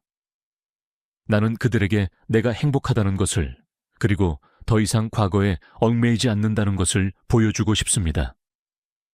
당신은 그 파티에서 나의 가짜 여자친구 역할을 해줘야 합니다. 완벽하게 나의 연인처럼 행동해야 합니다. 당신의 연기력은 당신 아들의 생명과 직결될 것입니다. 서연은 이재혁의 제안에 경악했다. 가짜 여자친구라니. 그녀는 그의 제안이 황당했지만 동시에 민준을 살릴 수 있는 유일한 기회라는 것을 직감했다. 그녀는 잠시 망설였다. 자신의 자존심과 민준의 생명. 두 가지 저울 위에서 그녀는 결국 민준을 선택했다. 좋습니다, 회장님. 당신의 제안을 받아들이겠습니다. 하지만 저를 속이지 마세요. 제 아들의 목숨을 가지고 장난치지 마세요. 서연의 목소리는 떨렸지만 그 속에는 강한 경고가 담겨 있었다. 이재혁은 서연의 결심에 만족스러운 미소를 지었다. 걱정 마십시오. 나는 약속을 어기지 않습니다. 당신 아들의 수술은 즉시 진행될 것이고 최고의 의료진이 투입될 것입니다. 그리고 파티가 끝난 후 나는 당신에게 충분한 보상을 할 것입니다. 다음 날부터 민준의 수술은 즉시 진행되었다. 최고의 의료진이 투입되었고 서연은 민준의 곁을 지키며 불안한 마음으로 수술이 끝나기를 기다렸다. 민준은 아직 어렸지만 그의 작은 몸은 강인하게 수술을 견뎌냈다. 수술은 성공적이었다. 서연은 민준의 작은 손을 잡고 눈물을 흘렸다. 그녀는 이재혁에게 감사했지만 동시에 그의 제안에 대한 의문이 커졌다.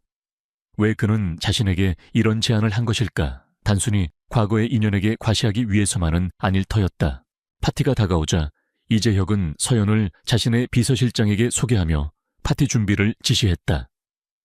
그의 비서실장은 서연의 수수한 외모를 보고 태민의 선택에 의아해했지만 회장의 지시이기에 군말 없이 따랐다.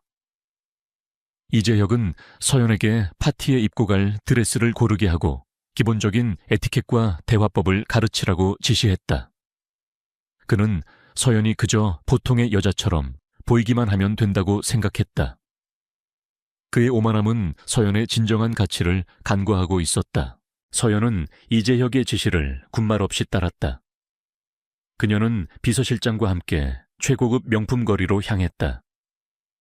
비서실장은 서연에게 값비싼 드레스와 보석들을 보여주며 이 정도는 입어줘야 회장님 체면이 서죠 라고 말했다. 하지만 서연은 화려한 드레스 대신 단순하면서도 우아한 디자인의 드레스를 선택했다. 그녀는 드레스의 소재와 재단에 집중했고 그녀의 섬세한 안목은 비서실장마저 놀라게 했다. 서연은 드레스에 어울리는 액세서리를 직접 디자인했고 비서실장은 그녀의 뛰어난 감각에 감탄했다. 메이크업 아티스트와 헤어 디자이너는 서연의 수수한 외모에 실망한 듯 보였다. 그들은 서연을 평범한 여자로 치부하며 대충 꾸미려 했다. 하지만 서연은 자신의 의견을 단호하게 말했다. 그녀는 자신의 얼굴형과 피부톤에 맞는 화장법을 제시했고 머리 모양도 스스로 결정했다. 그녀의 지시를 따르자 메이크업 아티스트와 헤어 디자이너는 놀라움을 금치 못했다. 서연의 얼굴에서 숨겨져 있던 아름다움이 서서히 드러나기 시작했다. 그녀의 눈빛은 더욱 깊고 신비로워졌다. 이재혁은 서연의 변화된 모습에 놀라움을 감추지 못했다. 그는 서연을 처음 만났을 때와는 전혀 다른 우아하고 기품 있는 여인으로 변모한 그녀를 보고 잠시 말을 잃었다.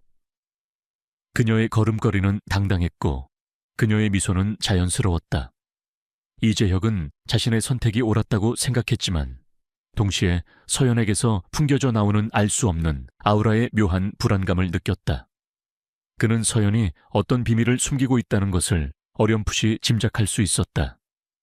그는 자신의 전 연인에게 복수하려 했지만 그 과정에서 자신도 모르는 사이에 어떤 진실과 마주하게 될 불길한 예감을 받았다. 서연은 민준이 무사히 수술을 마친 것에 안도했지만 동시에 이재혁과의 가짜 여자친구 계약이 자신에게 어떤 의미가 될지 알 수 없었다. 그녀는 이재혁의 차가운 눈빛 뒤에 숨겨진 어떤 슬픔과 고독을 느꼈다. 그리고 이 모든 것이 이재혁의 과거와 깊이 연관되어 있을 것이라고 직감했다.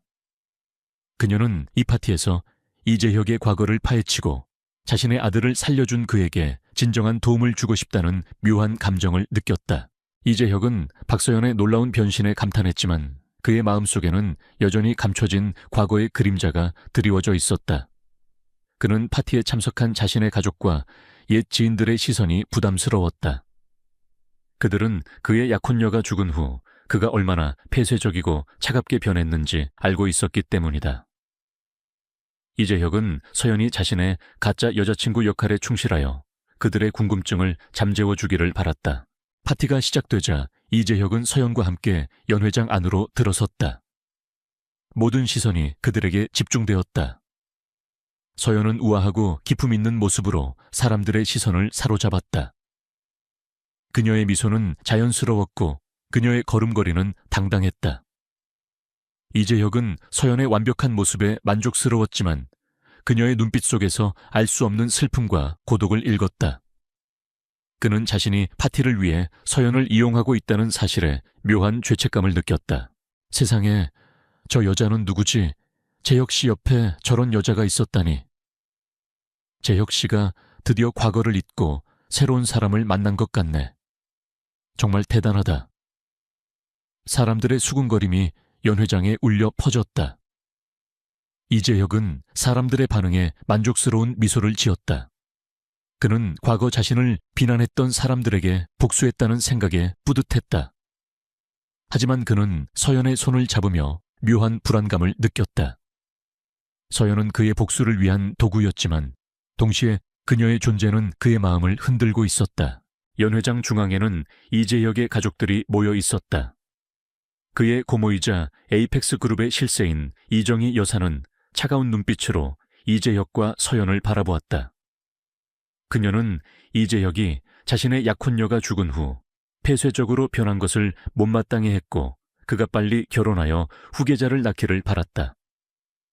이정희 여사의 옆에는 이재혁의 사촌 동생이자 그와 에이펙스 그룹의 후계자 자리를 놓고 경쟁하는 이태성이 서 있었다.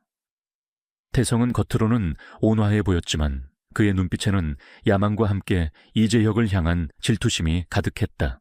이정희 여사가 이재혁과 서연에게 다가왔다. 그녀의 목소리는 차분했지만 그 속에는 명백한 경계심이 담겨 있었다. 재혁아, 이분은 누구시니 네가 이런 파티에 여인을 데려온 것은 처음 보는구나. 이재혁은 서연의 손을 잡으며 말했다. 고모 소개해 드릴게요. 이쪽은 박서연 씨입니다. 제 여자친구입니다. 그의 목소리는 단호했다. 서연은 이정희 여사를 향해 우아하게 미소 지었다. 안녕하세요, 박서연입니다. 만나 뵙게 되어 영광입니다. 그녀의 목소리는 부드러웠지만 그 속에는 어떤 감정도 드러나지 않았다. 이정희 여사는 서연의 기품 있는 모습에 잠시 당황했지만 이내 차가운 시선으로 서연을 위아래로 훑어보았다. 재혁이 내 취향이 많이 변했구나. 그런데 박서연 씨 무슨 일을 하시나요? 제가 아는 재계 인사 중에는 박서연이라는 이름은 없는데. 이정희 여사는 서연의 배경을 캐물으려 했다. 서연은 이정희 여사의 질문에 미소 지었다. 그녀의 미소는 우아했지만 그 속에는 알 수 없는 냉기가 서려 있었다. 저는 그저 평범한 사람입니다. 회장님께서는 제가 어떤 사람인지 잘 아실 텐데요. 서연은 이재혁을 향해 시선을 돌렸다. 이재혁은 서연의 당돌함에 놀랐지만 이내 그녀의 말을 지지하는 듯 고개를 끄덕였다.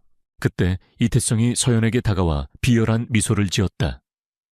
박서연 씨 미인인 줄은 알았지만 이렇게 당돌한 분일 줄은 몰랐습니다. 혹시 재혁이 형의 재산을 보고 온 것은 아니고요.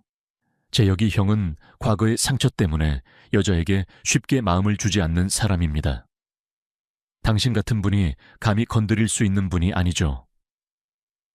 태성은 서연에게 노골적으로 조롱했다. 그의 목소리에는 이재혁을 향한 질투심과 함께 서연을 얕잡아 보는 듯한 태도가 담겨 있었다. 서연은 태성의 조롱에 미동도 하지 않았다. 그녀는 태성을 똑바로 응시했다. 이태성 씨, 저는 다른 사람의 재산에는 관심 없습니다. 그리고 재혁 회장님과의 관계는 저희 둘만의 문제입니다. 당신이 상관할 바가 아니죠. 세아의 목소리는 차분했지만 그 속에는 단호한 경고가 담겨 있었다. 태성은 서연의 차가운 태도에 당황했다. 그는 자신의 매력이 통하지 않는다는 사실에 불쾌함을 느꼈다. 이재혁은 서연의 당당한 태도에 감탄했다. 그는 서연이 자신의 가짜 여자친구 역할에 충실할 뿐만 아니라 자신의 과거를 건드리는 이태성에게 맞서 싸우는 것을 보며 묘한 감정을 느꼈다. 그는 서연의 눈빛 속에서 과거 자신이 잃었던 한 여인의 모습을 보았다. 그의 마음속에서 잠들어 있던 어떤 감정이 서서히 깨어나는 듯했다.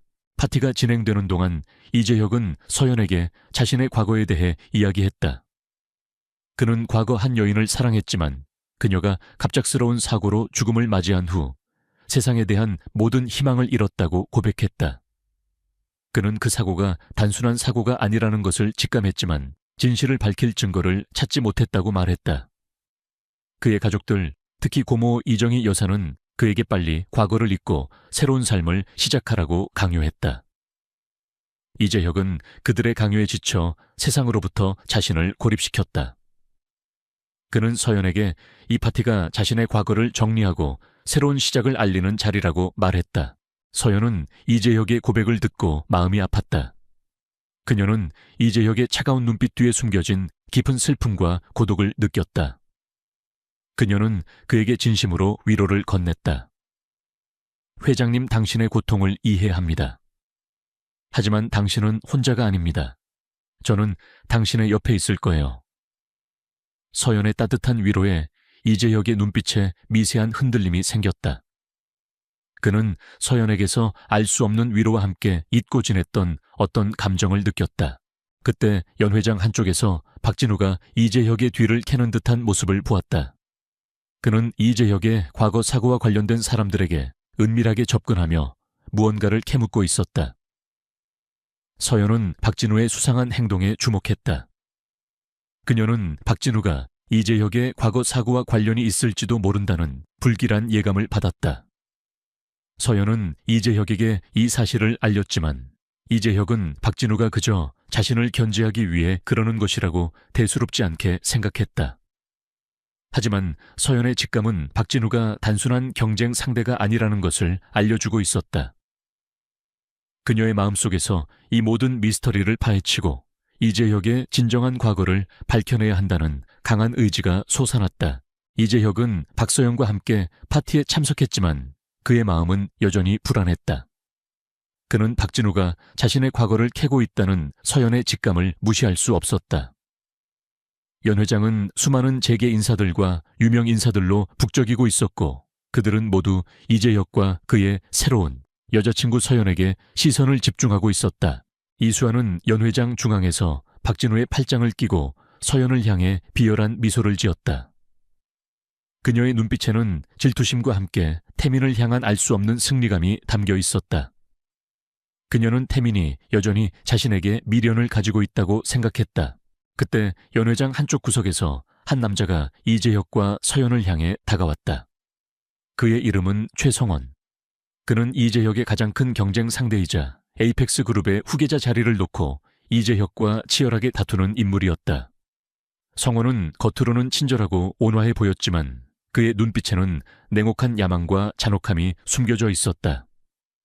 그는 과거 이재혁의 약혼녀가 죽은 사고와도 미묘하게 얽혀 있었다. 재혁아, 오랜만이구나. 네가 드디어 과거를 잊고 새로운 사람을 만났다고 하니 정말 축하한다.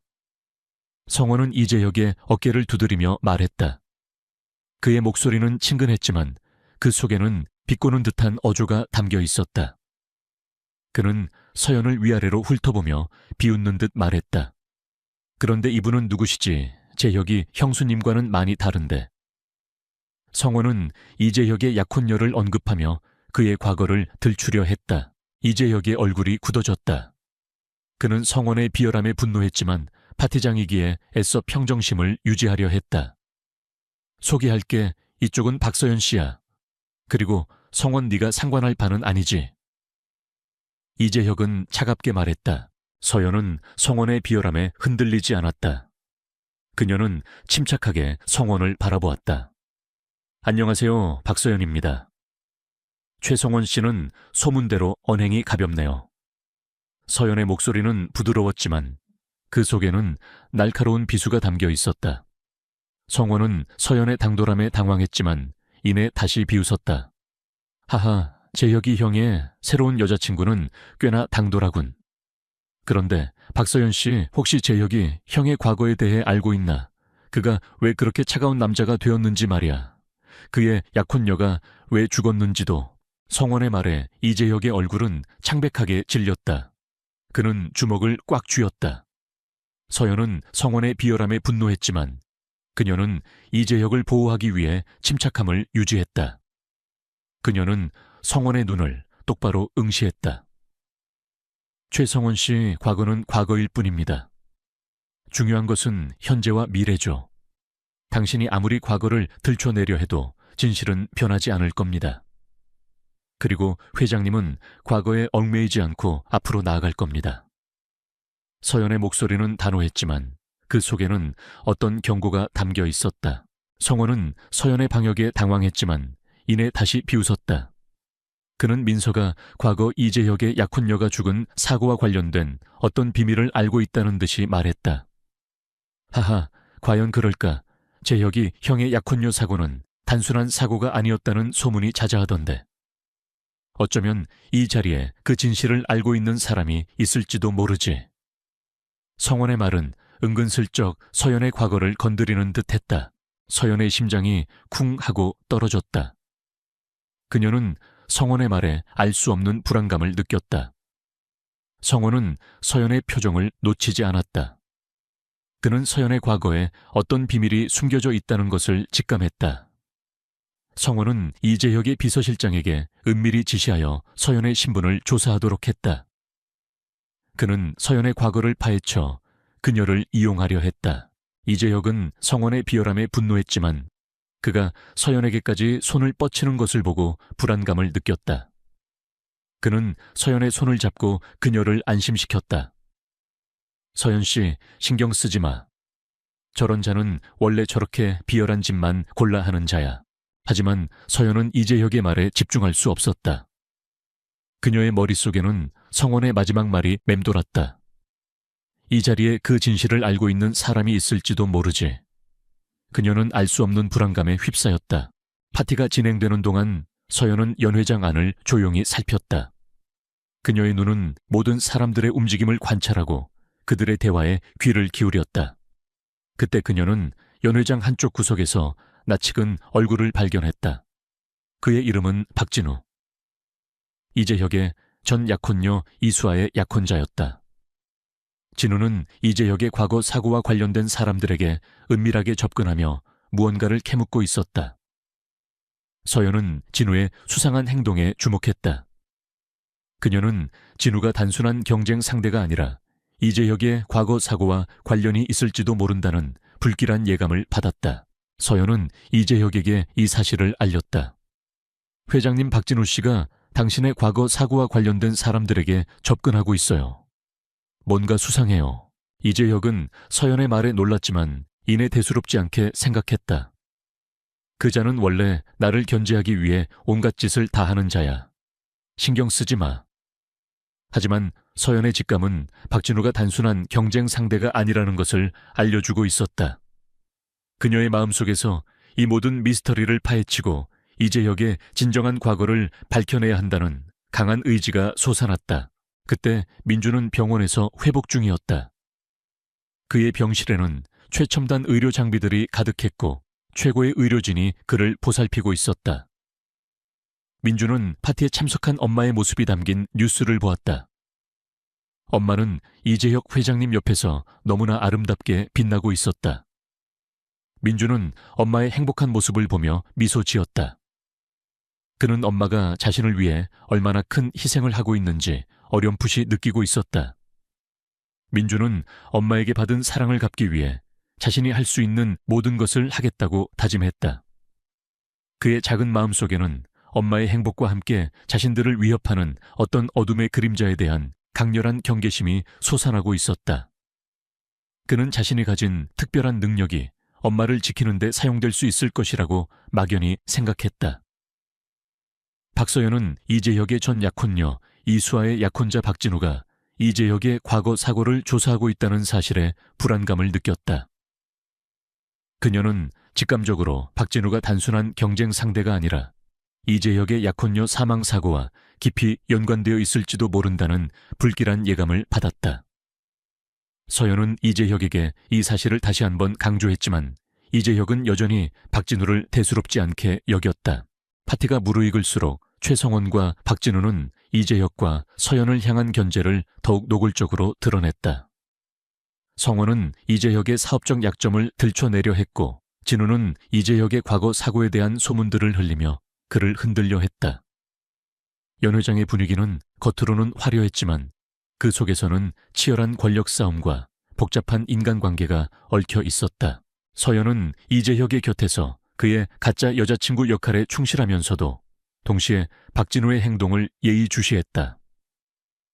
그녀는 박진우가 누군가와 은밀하게 통화하는 것을 발견했다. 그의 목소리는 낮았지만 서연의 예민한 감각은 그의 대화 속에서 사고 보고서, 조작, 덮어라 같은 단어들을 감지했다.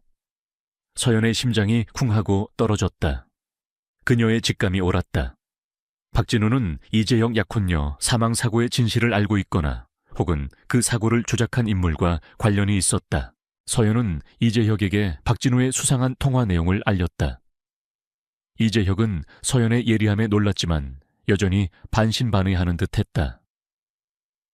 박서연 씨, 당신은 너무 예민한 것 아닙니까? 박진우는 그저 저를 견제하려는 것뿐일 겁니다. 서연은 이재혁의 답답함에 한숨을 쉬었다. 그녀는 직접 증거를 찾아 이재혁에게 보여줘야 한다고 생각했다. 서연은 이강우 아저씨에게 연락하여 박진우의 모든 행적을 조사해달라고 부탁했다. 이강우 아저씨는 서연의 요청에 따라 박진우의 과거와 현재를 샅샅이 파헤치기 시작했다. 며칠 후 이강우 아저씨로부터 충격적인 소식이 들려왔다. 서연아 박진우는 이재혁 회장 약혼녀 사망사고, 당시 사고 현장에 있었다는 사실이 밝혀졌어. 그는 사고 직후 현장을 떠났고 경찰 조사에서는 자신은 그곳에 없었다고 거짓 증언을 했어. 그리고 그의 아버지 즉 미래그룹의 박성진 회장은 그 사고를 은폐하기 위해 막대한 돈을 썼다는 정황이 포착됐어. 서연은 이강우 아저씨의 말에 경악했다. 박진우가 이재혁의 약혼녀 사망사고의 진실을 알고 있었을 뿐만 아니라 그 사고를 은폐하는 데 가담했다니. 서연의 머릿속에서는 이 모든 퍼즐 조각들이 맞춰지기 시작했다. 이성철 회장이 기억의 저장고 기술을 이용하여 이강철 회장의 기억을 조작했던 것처럼 박성진 회장은 박진우의 죄를 덮기 위해 이재혁의 약혼녀 사망사고를 은폐했던 것이다. 그리고 최성원은 그 모든 것을 알고 이재혁을 협박했던 것이 분명했다. 서연은 이재혁에게 이 모든 진실을 털어놓았다. 이재혁은 서연의 말을 듣고 충격을 금치 못했다. 그의 얼굴은 창백하게 질렸고 그의 눈빛은 고통과 분노로 일그러졌다. 그는 자신의 가장 사랑했던 여인이 단순한 사고로 죽은 것이 아니라 박진우와 최성진의 음모 때문에 죽었다는 사실에 절규했다. 이재혁은 박진우와 최성원에게 복수하겠다고 다짐했다. 이재혁은 서연의 손을 꽉 잡았다. 서연 씨, 당신은 대체 누구죠? 당신은 어떻게 이 모든 비밀을 알고 있는 겁니까? 이재혁의 목소리에는 놀라움과 함께 알 수 없는 갈망이 담겨 있었다. 서연은 이재혁의 눈을 똑바로 응시했다. 회장님, 저는 박서연입니다. 하지만 동시에 저는 박진우와 최성원 그리고 당신의 가족에게 숨겨진 또 다른 비밀을 알고 있는 사람입니다. 저의 가족도 당신의 약혼녀처럼 그들의 탐욕 때문에 희생되었으니까요. 서연은 자신의 과거와 최은서의 딸이라는 진정한 정체를 이재혁에게 어렴풋이 암시했다. 그녀의 눈빛 속에는 슬픔과 함께 강렬한 복수심이 불타올랐다. 이재혁은 서연의 말에 다시 한번 충격을 받았다. 그는 서연의 과거와 자신의 과거가 얽혀 있다는 사실에 혼란스러웠지만 동시에 서연에게서 알 수 없는 강렬한 끌림을 느꼈다. 그는 서연을 자신의 복수를 위한 도구가 아니라 자신과 같은 아픔을 가진 동반자로 여기기 시작했다. 그때 민주는 병원에서 회복 중이었다. 그는 엄마의 소식을 궁금해하며 침대에 누워 있었다. 그의 작은 몸은 강인하게 수술을 견뎌냈지만 그의 마음속에는 엄마에 대한 걱정이 가득했다. 민주는 자신의 능력을 이용하여 엄마의 소식을 감지하려 애썼다. 그는 엄마의 불안한 심장 소리와 함께 이재혁 회장님과 관련된 알 수 없는 위험을 감지했다. 민주는 엄마를 지켜야 한다고 생각했다. 그의 작은 손은 이불을 꽉 움켜쥐었다. 이재혁은 최성원과 박진우를 파멸시키기 위한 치밀한 계획을 세웠다. 그는 비전테크의 모든 자원과 인맥을 동원하여 그들의 사업 비리와 과거 범죄들을 낱낱이 파헤치려 했다. 서연은 이재혁의 옆에서 그의 조력자가 되어 모든 계획을 지원했다. 그녀는 자신의 지식과 지혜로 이재혁을 도왔고 이재혁은 그녀의 능력에 감탄했다. 그들은 최성원과 박진우가 과거 이재혁의 약혼녀 사망사고를 은폐하기 위해 조작했던 사고 보고서와 증거인멸에 대한 결정적인 증거를 찾아야 했다. 이 증거는 그들의 숨겨진 아지트에 있을 것이 분명했다. 민준과 서연은 이제 함께 진실을 밝히고 모든 것을 바로잡기 위한 마지막 대결을 준비해야 했다. 그들의 운명은 이제 돌이킬 수 없는 방향으로 흘러가고 있었다. 이재혁은 박서연의 도움으로 자신의 약혼녀 사망사고의 진실을 알게 되자 분노에 휩싸였다. 그는 최성원과 박진우가 사고를 조작하고 증거를 은폐했으며 심지어 그의 가족까지 연루되어 있다는 사실에 충격을 금치 못했다. 이재혁은 자신의 모든 것을 걸고 최성원과 박진우를 파멸시키겠다고 다짐했다. 서연은 이재혁의 옆에서 그의 조력자가 되어 모든 계획을 지원했다. 그녀는 자신의 지식과 지혜로 이재혁을 도왔고 이재혁은 그녀의 능력에 감탄했다. 그들은 최성원의 숨겨진 아지트를 찾아내기 위해 그의 모든 통신 기록과 재정 내역을 추적했다. 이강우 아저씨는 과거 형사 시절의 경험을 살려 최성원이 과거 비윤리적인 생체 실험에 연루되었을 가능성을 제기했다. 그리고 예상대로 최성원은 바이오제네틱스라는 비밀 회사를 소유하고 있었고 이 회사는 인간의 유전자를 조작하여 맞춤형 생명체를 만들려는 끔찍한 실험을 진행하고 있었다.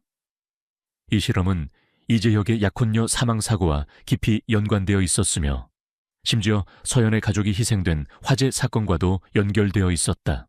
이성철 회장이 기억의 저장고 기술을 통해 사람들의 기억을 조작했다면 최성원은 바이오 제네틱스 기술을 통해 사람들의 존재 자체를 조작하려 한 거야.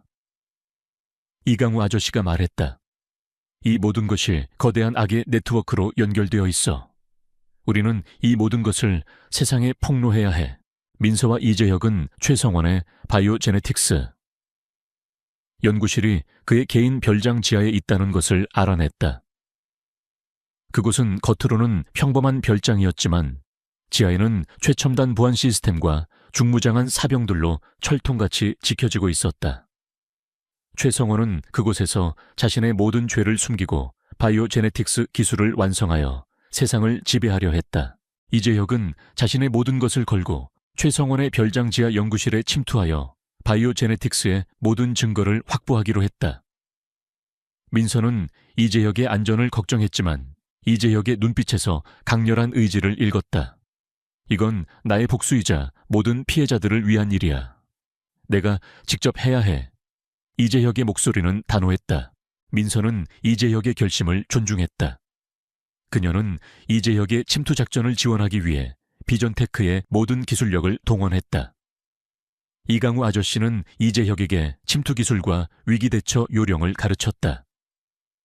이재혁은 뛰어난 학습 능력과 타고난 본능으로 모든 훈련을 완벽하게 소화했다. 작전 당일 밤 이재혁은 민서와 이강우 아저씨의 지원을 받으며 최성원의 별장으로 향했다. 별장은 어둠 속에 잠겨 있었고 묘한 긴장감이 감돌았다. 이재혁은 최첨단 침투 장비를 착용하고 그림자처럼 별장 안으로 들어섰다. 그는 보안 시스템을 해제하고 경비원들의 눈을 피해 지하 연구실로 향했다. 지하 연구실 문은 육중한 강철문으로 보호되어 있었다. 문 앞에는 레이저 센서와 적외선 카메라가 설치되어 있었고 잠금 장치는 홍채 인식 시스템으로 되어 있었다. 이재혁은 민서의 도움을 받아 센서들을 피하고 최성원의 홍채 정보를 해킹하여 잠금 장치를 해제하려 했다. 하지만 최성원은 보안 시스템을 수시로 업데이트했고 그의 홍채 정보는 이중 암호화되어 있었다. 민서는 해독에 어려움을 겪었다. 젠장 최성원이 보안 시스템을 강화해서 해독하는데 시간이 좀 더 걸릴 것 같아요. 민서의 다급한 목소리가 이재혁의 귀에 들려왔다. 그때 이재혁은 자신의 직감을 믿기로 했다. 그는 홍채 인식 시스템을 자세히 살펴보았다. 그리고 시스템의 한쪽 구석에 미세하게 금이 간 부분을 발견했다. 그것은 마치 어떤 외부 충격으로 인해 생긴 금처럼 보였다. 이재혁은 자신의 머리핀을 꺼내 금이 간 부분을 조심스럽게 건드렸다. 지지직 나는 소리와 함께 시스템이 일시적으로 오작동을 일으켰다. 지금입니다. 회장님 시스템이 순간적으로 마비됐어요. 민서가 소리쳤다. 이재혁은 그 틈을 놓치지 않았다. 그는 재빨리 홍채 인식 시스템에 자신의 눈을 갖다 댔다. 시스템은 최성원의 홍채로 착각하고 삐빅 소리와 함께 잠금이 해제되었다. 육중한 강철문이 조용히 열렸다. 이재혁은 안으로 들어서자마자 연구실 안에 가득 쌓여있는 바이오제네틱스의 연구 자료들과 함께 비윤리적인 실험에 사용된 생체 강화 장치들을 발견했다. 그는 모든 증거들을 서둘러 자신의 가방에 담았다. 그러나 그의 행동은 최성원의 경비원들에게 포착되었다. 경보음이 요란하게 울려 퍼졌고 사방에서 경비원들이 몰려왔다. 침입자다, 당장 제압해. 경비원들의 거친 목소리가 지하 연구실에 울려 퍼졌다. 이재혁은 포위되었다는 것을 직감했다. 그는 증거를 확보했지만 이곳에서 벗어나야 했다. 이재혁은 경비원들에게 둘러싸였다. 그는 용감하게 저항하며 증거가 담긴 가방을 필사적으로 지키려 했다. 그는 훈련받은 격투 기술을 발휘하여 경비원들의 공격을 피하고 방역했지만 그들의 숫자는 너무 많았다. 그는 위기에 처했다. 그때 민서는 지상에서 자신의 능력을 이용하여 최성원의 별장 전체의 전자기기에 과부하를 걸었다. 쾅 하는 소리와 함께 별장 전체의 전기가 끊기고 어둠에 잠겼다. 어둠 속에서 혼란이 가중되었다. 경비원들은 당황했고 이재혁은 그 틈을 타 연구실 밖으로 도망쳤다. 그는 어둠 속에서 조용히 움직이며 별장을 빠져나왔다. 그는 가까스로 민서가 기다리고 있는 차량에 몸을 실었다. 성공했습니다. 모든 증거를 확보했어요. 이재혁은 숨을 헐떡이며 외쳤다. 그의 눈에는 눈물이 고여 있었다. 최성원은 자신의 별장에 전기가 끊기고 연구실이 털렸다는 소식에 분노했다. 그는 이 모든 것이 민서와 이재혁의 소행임을 직감했다. 박서연, 이재혁, 감히 내 계획을 방해하다니 반드시 너희를 파멸시킬 것이다. 최성원의 광기 어린 외침이 어둠 속에 울려 퍼졌다. 이재혁은 모든 증거를 손에 넣었다. 이제는 진실을 세상에 폭로하고 최성원의 모든 죄를 밝혀낼 때였다. 이 싸움은 이제 절정으로 치닫고 있었다. 이재혁은 최성원의 비밀 연구실에서 탈출하여 민서가 기다리는 안전 가옥으로 향했다. 그의 손에는 최성원의 모든 비리가 담긴 증거들이 굳게 쥐어져 있었다. 성공했습니다. 민서 씨 모든 증거를 확보했어요.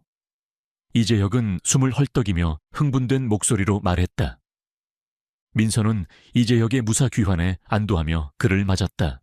그들은 확보한 증거들을 즉시 분석하기 시작했다. USB에 담긴 데이터 서류, 그리고 최성원이 언급했던 바이오제네틱스의 상세한 연구 기록까지. 모든 증거는 최성원의 추악한 범죄와 그가 속한 거대한 부패 네트워크의 실체를 명확하게 보여주었다. 바이오제네틱스 기술을 이용한 인간 유전자 조작, 맞춤형 생명체를 만들려는 끔찍한 실험, 그리고 그 모든 것을 숨기기 위해 저지른 살인과 증거인멸까지. 민서는 증거들을 보며 분노와 함께 전율했다. 이건 단순한 부패가 아니에요. 이건 인류의 존엄성을 파괴하는 끔찍한 범죄예요. 최성원은 자신의 야망을 위해 수많은 사람들의 삶과 유전자를 짓밟았어요. 민서가 이를 악물고 말했다. 이 모든 것을 세상에 폭로해야 해요. 제 가족과 이재혁 회장님의 약혼녀, 그리고 모든 피해자들의 억울함을 밝히고 최성원을 반드시 심판대에 세워야 합니다. 이재혁은 민서의 결의에 찬 눈빛을 보며 고개를 끄덕였다. 그는 자신의 모든 것을 걸고 최성원과 그의 부패 네트워크를 파멸시키겠다고 다짐했다. 이강우 아저씨는 민서와 이재혁의 든든한 조력자가 되어 모든 계획을 지원했다. 그는 과거 형사 시절의 경험을 살려 최성원의 모든 비밀을 세상에 폭로하고 그의 죄를 낱낱이 밝히겠다고 선언했다. 이성철 회장은 감옥에서 민서와 이재혁의 행동을 지켜보며 광기 어린 분노에 사로잡혔다. 그는 자신의 모든 것이 무너져 내리는 것을 보며 복수심에 불타올랐지만 이미 그는 모든 것을 잃은 나약한 존재에 불과했다. 그는 민서와 이재혁을 제거하지 않고서는 자신의 복수심을 잠재울 수 없었다. 이성철은 감옥 안에서 자신의 마지막 남은 추종자들을 이용해 민서와 이재혁을 향한 마지막 공격을 지시했다. 민서는 기자회견을 열어 최성원의 모든 비리를 세상에 폭로할 준비를 했다. 그녀는 기자로서의 모든 윤리를 걸고 이 사건을 세상에 알리려 했다. 그녀는 박준혁의 죽음을 잊지 않았다. 민서는 강태민에게 이 모든 것을 함께 해줄 것을 부탁했다. 강태민은 민서의 결의에 찬 눈빛을 보며 고개를 끄덕였다. 함께 갑시다. 당신이 밝히려는 진실은 우리 모두에게 필요한 것이니까요. 기자회견 당일 연회장에는 수많은 기자들과 카메라들이 모여들었다. 사람들은 모두 민서의 얼굴에 드리워진 슬픔과 결의를 읽을 수 있었다. 민서는 단상에 올라 마이크를 잡았다. 저는 오늘 최성원의 추악한 범죄와 바이오제네틱스의 모든 비밀을 밝히겠습니다. 그녀의 목소리는 떨렸지만 확신에 차 있었다. 민서는 기자회견장에서 최성원의 모든 비리 증거를 공개했다. 바이오제네틱스 기술을 이용한 인간 유전자 조작 기록, 맞춤형 생명체를 만들려던 잔혹한 실험 보고서, 그리고 그 모든 것을 숨기기 위해 저지른 살인과 증거인멸에 대한 상세한 증거들까지. 특히 이재혁의 약혼녀 사망사고가 최성원의 비윤리적인 실험과 이성철 회장의 음모 때문에 벌어진 계획적인 살인이었다는 진실이 밝혀지자 기자회견장은 충격에 휩싸였다. 민서는 자신의 가족의 비극과 이재혁 약혼녀의 죽음을 이야기하며 눈물을 흘렸지만 그녀의 눈빛은 결코 흔들리지 않았다. 그때 연회장 바닥에서 희미한 틱 소리가 들려왔다. 이강우 아저씨가 미리 설치해둔 폭탄 감지기가 작동한 것이었다. 이강우 아저씨는 즉시 민서에게 폭탄이 설치되었다고 알렸다. 민서야, 폭탄이다. 당장 대피해. 이강우 아저씨의 다급한 목소리가 민서의 귀에 들려왔다. 연 회장은 순식간에 아수라장이 되었다. 사람들은 비명을 지르며 출구로 향했다. 민서는 당황했지만 그녀는 단상 위에서 모든 증거가 담긴 USB를 움켜쥐었다. 모두 대피하세요, 빨리. 민서는 사람들에게 소리쳤다. 이재혁은 민서에게 달려가 그녀를 보호했다. 그는 사람들을 대피시키면서도 민서를 데리고 연 회장 밖으로 나가려 했다. 하지만 폭탄은 연 회장 출구 쪽에 설치되어 있었다. 출구 쪽으로 가면 안 됩니다. 폭탄이 그쪽에 있어요. 민서가 소리쳤다. 민서와 이재혁은 연 회장 안쪽에 고립되었다. 폭탄의 타이머는 빠르게 줄어들고 있었다. 이성철 회장의 최측근인 전직 요원들이 연 회장으로 들이닥쳐 민서와 이재혁을 제거하려 했다. 그들은 민서가 증거를 세상에 폭로하는 것을 막으려 했다. 민서는 자신의 모든 힘을 다해 요원들과 맞섰다. 그녀는 훈련받은 격투 기술을 발휘하여 요원들의 공격을 피하고 방역했지만 그들의 숫자는 너무 많았다. 이재혁도 민서의 옆에서 요원들을 막아섰다. 그의 냉철한 판단력과 과감한 행동은 민서에게 큰 힘이 되었다. 폭탄의 타이머는 이제 10초를 가리키고 있었다. 민서와 이재혁은 절망에 빠졌지만 그들은 마지막까지 포기하지 않았다. 민서는 이성철 회장과 최성원의 모든 죄를 밝혀내고 자신의 가족과 이재혁 약혼녀 그리고 모든 피해자들의 억울함을 풀어줘야 한다고 생각했다. 그때 민서는 자신의 눈앞에 놓인 마이크를 보았다. 그녀는 마이크를 움켜쥐고 마지막 힘을 다해 소리쳤다.